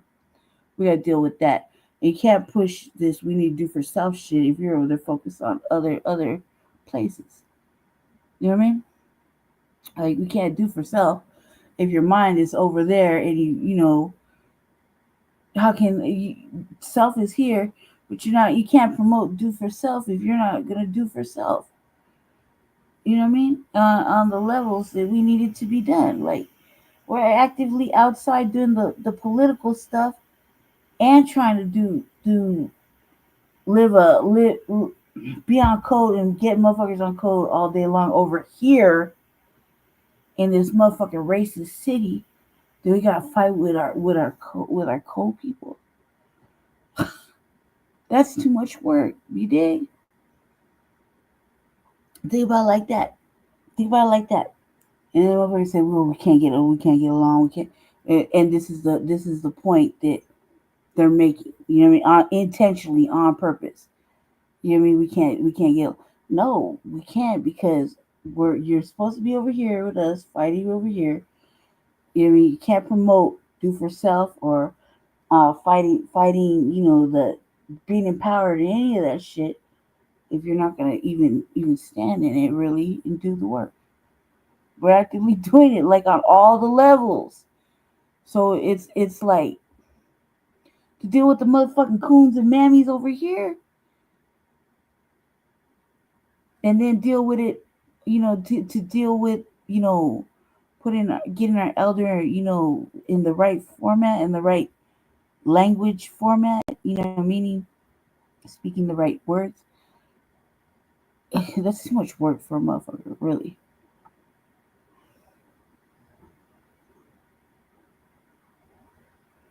Right. Exactly. So, that like and dude, I'm not gonna say Pan-Africanism isn't the thing for global black nationalism, okay? But at this rate, we're at war. We're at war. We're in the middle. We're in the beginning of the revolution, allegedly. We're in the Mayafa, right? This is the Black Holocaust. We're at war.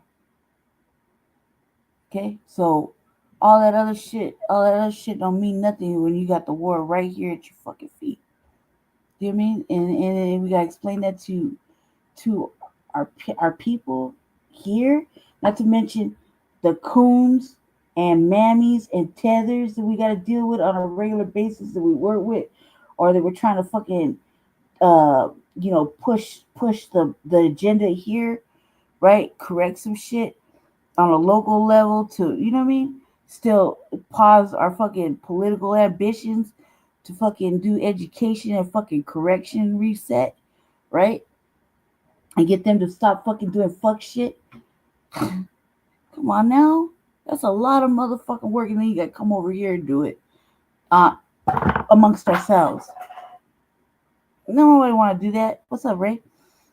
Nobody want to do that. That's too much work. That's too much. And that's the thing. It's easy to fucking talk shit to him or whomever. They don't realize how much fucking work we put in here in the city. Then with ourselves, and then with this. You know what I mean? So that's too much. It's just too much just to be playing out with our intelligence. Like, you don't know. Like, come on, this 5 years, every Saturday it's the same shit. He does not veer. He does not veer from fucking intangibles or fucking any of that shit. He does not veer. It's always the same. It's consistent. It's regular. That's the thing. That's what he's. That's what he.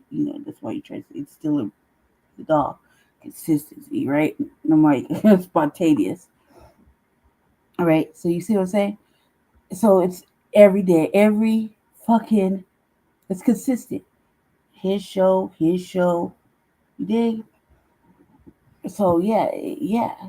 I think he was like, fuck no. Not no more, not today. That's enough, right? And then they made it all right, I guess. They calmed down. I calmed the situation down. Somebody had to do it. And you see, he wasn't trying to listen to me. He wasn't trying to listen to me at all. He was like, no. Somebody had to take control of the matter and say no for a minute. Because if not, it would just been antagonistic for another fucking hour. And that shit to me, that's embarrassing shit. That's embarrassing shit to me. You know what I mean? Like, was I embarrassed? Fuck yes. How could I not be? You did? I wasn't even doing it. But yeah, fuck yeah, you should be embarrassed. Because this is not no way to conduct yourself. And somebody, you know what I mean? Like, I don't give a fuck how much I cuss. This is not the way to conduct yourself. If you're trying to be serious about some shit. That's just the way I talk. Need to change that. I've probably been talking like that since I popped out the motherfucking coochie, guys. But you see, I can do it. Just, do I want to? What the fuck for? No. No, I'll talk how I talk. You understand me. You get it. You know what I mean? Making sense. And you ain't got to change that. That's enough that I've already changed enough. I've already given up enough for this. So I can change how I fucking speak is because it suits you. This ain't no, motherfucker. So I am. At least I can hold on to something. You know what I mean? And hold on to my motherfucking eternal swag, my weirdness, and my fucking eclectic bullshit, and just do me. And you're gonna like it or not. You're not gonna force us to like your bullshit, Lady Che. What'd you say? You're not gonna force us to like a damn thing. See, you see how he woke up all angry and shit? You know I'm live, right? You hear what he said? You're gonna force us to like nothing, Lady Che. I beg to differ, cuz. I beg to differ. You're fucking ass to sleep. He woke up all crazy. See how he woke up? You're gonna force us to like nothing, Lady Che. I said what I said. I said what I said. You're either gonna like it or not. You're gonna tune in or not. Really? Shoulder shrug for me. I'm still gonna continue to bring the news the best way. If I didn't show you different shit, I don't think y'all will learn anything. Y'all are stuck in a motherfucking new black media echo chamber. Like, I can name the top 3 things that's going on right now in the new black media. Amanda Seals, Umar, and motherfucking what else? Something else. Vlad. Right? I like the top things right now. You know what I mean? The Democrats fucking up. So if I didn't show you nothing different, I don't know if you guys would learn anything else. You know what I mean? I gotta get out there. I gotta shake that shit off, like, and bring you some interesting stuff.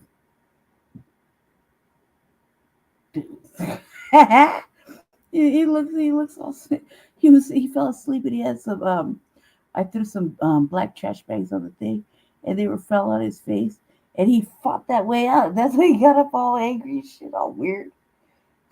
Go to sleep.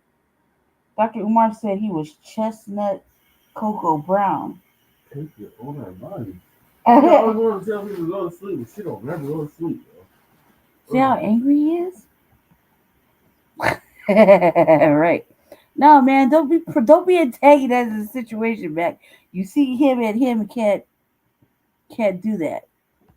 It's just gonna be wild. You start antagonizing and you're like, oh my god. You'll see. Just wait. Tonight it's gonna happen again because that's just what's gonna happen. And I'm just gonna prophesize the future. One person's gonna say, and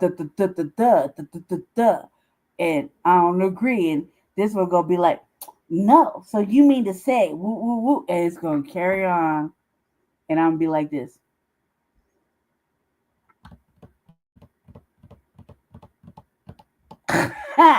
Bored. I'm bored with it. No, he's mad. I'm loud. He can't hear his podcast because he fell asleep and his phone probably died. He was playing one when he went over there to sleep. They can't go to sleep. Yeah, I'm gonna go to sleep because he yelled at me again. I'm liable to like do something mean to him. I'm not. He's too big, man. He's too big to be fighting with. Like for real. That's a big man right there to be fucking arguing and tussling with. I'm only 5 foot, okay? What you talking about? I don't care how round you think I am. I'm only 5 foot and I think light thoughts. He's like fucking damn near 6 foot and like 200 and something pounds of fucking dense muscle. Even if I am making fat jokes, he's solid. He's like a rock. Yeah, I'm just like swollen from my heart. It was the water. You see how this is like all building up over an hour, right? And I think light thoughts, okay? Light thoughts, meaning I'm not as big as I think I am. I move light. And it's possible. Just go with me down this black hallway, right? He's like a fucking solid rock. I can't move his leg, his arm. I'm like, man, get the like that, like. Like, and trust me, like, dude, I'll just go there and be like, hey man, you gonna go sleep? As soon as I say that, he'll lay down and like literally, I count it like this: 5 fucking Mississippi, 1 Mississippi, 2 Mississippi, sleep. No matter where he's at. Right. He a big motherfucker. Look, he a big man. That's a big man. I mean, making these little fat jokes and shit, talking about he gained weight and his fucking apartment made his back wider. Okay, but that don't mean dick. Because men fluctuate between like 5 and 7 pounds, right, on any given day. Hey, I may be fucking around. I was just joking. He's like a solid fucking rock. He's heavy. And it's like all dense muscle.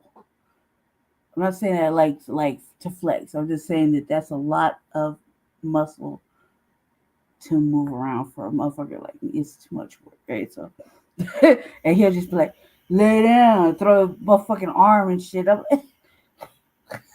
Like he's heavy. He thinks it sounds like I'm telling him he's fat, but no, he's heavy. He's heavy. So, you know, I seem to get down with the fighting. Because he walks heavy. He's heavy.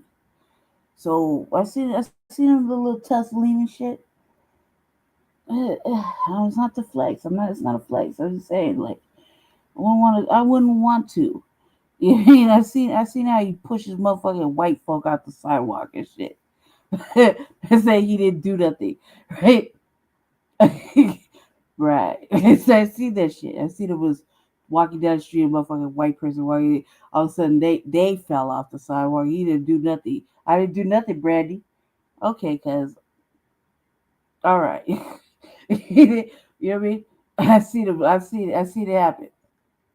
So, you know what I mean? Like, they just fell. Okay, cuz whatever. Whatever, cuz whatever. So yeah, no, it's not the flex. So this is what it is. He don't play at all. Especially like with this, we're at war. Let him tell it. We're at war, and there's no time for games and playing. Much as I want to joke around and shit, we're at war. We gotta be serious all the time. Anyway, family, I gotta go now. It was fun, and I will see you for Frontline Black News at 10. I believe it's 10. Part 2. And yeah, and thank you for coming. You guys for hanging out with me. See you little 4 or 5 little eyeballs. I see you. You were weird. You didn't say nothing. Thanks, Ray. Twin, Mac. Yeah, he's probably gonna be hangry, but just believe while I'm taking a nap, he's gonna be cooking up some shit because he likes cooking. Don't let him lie to you. He likes cooking. He'll be cooking up all kinds of shit. So hopefully it'll make something good. Hopefully. B1, stay black, stay dangerous. See y'all in a couple hours. Yep. You know it. I gotta go. So see y'all in a couple hours, and yeah. Stay black, stay dangerous, stay favored, do something fun. All right, peace.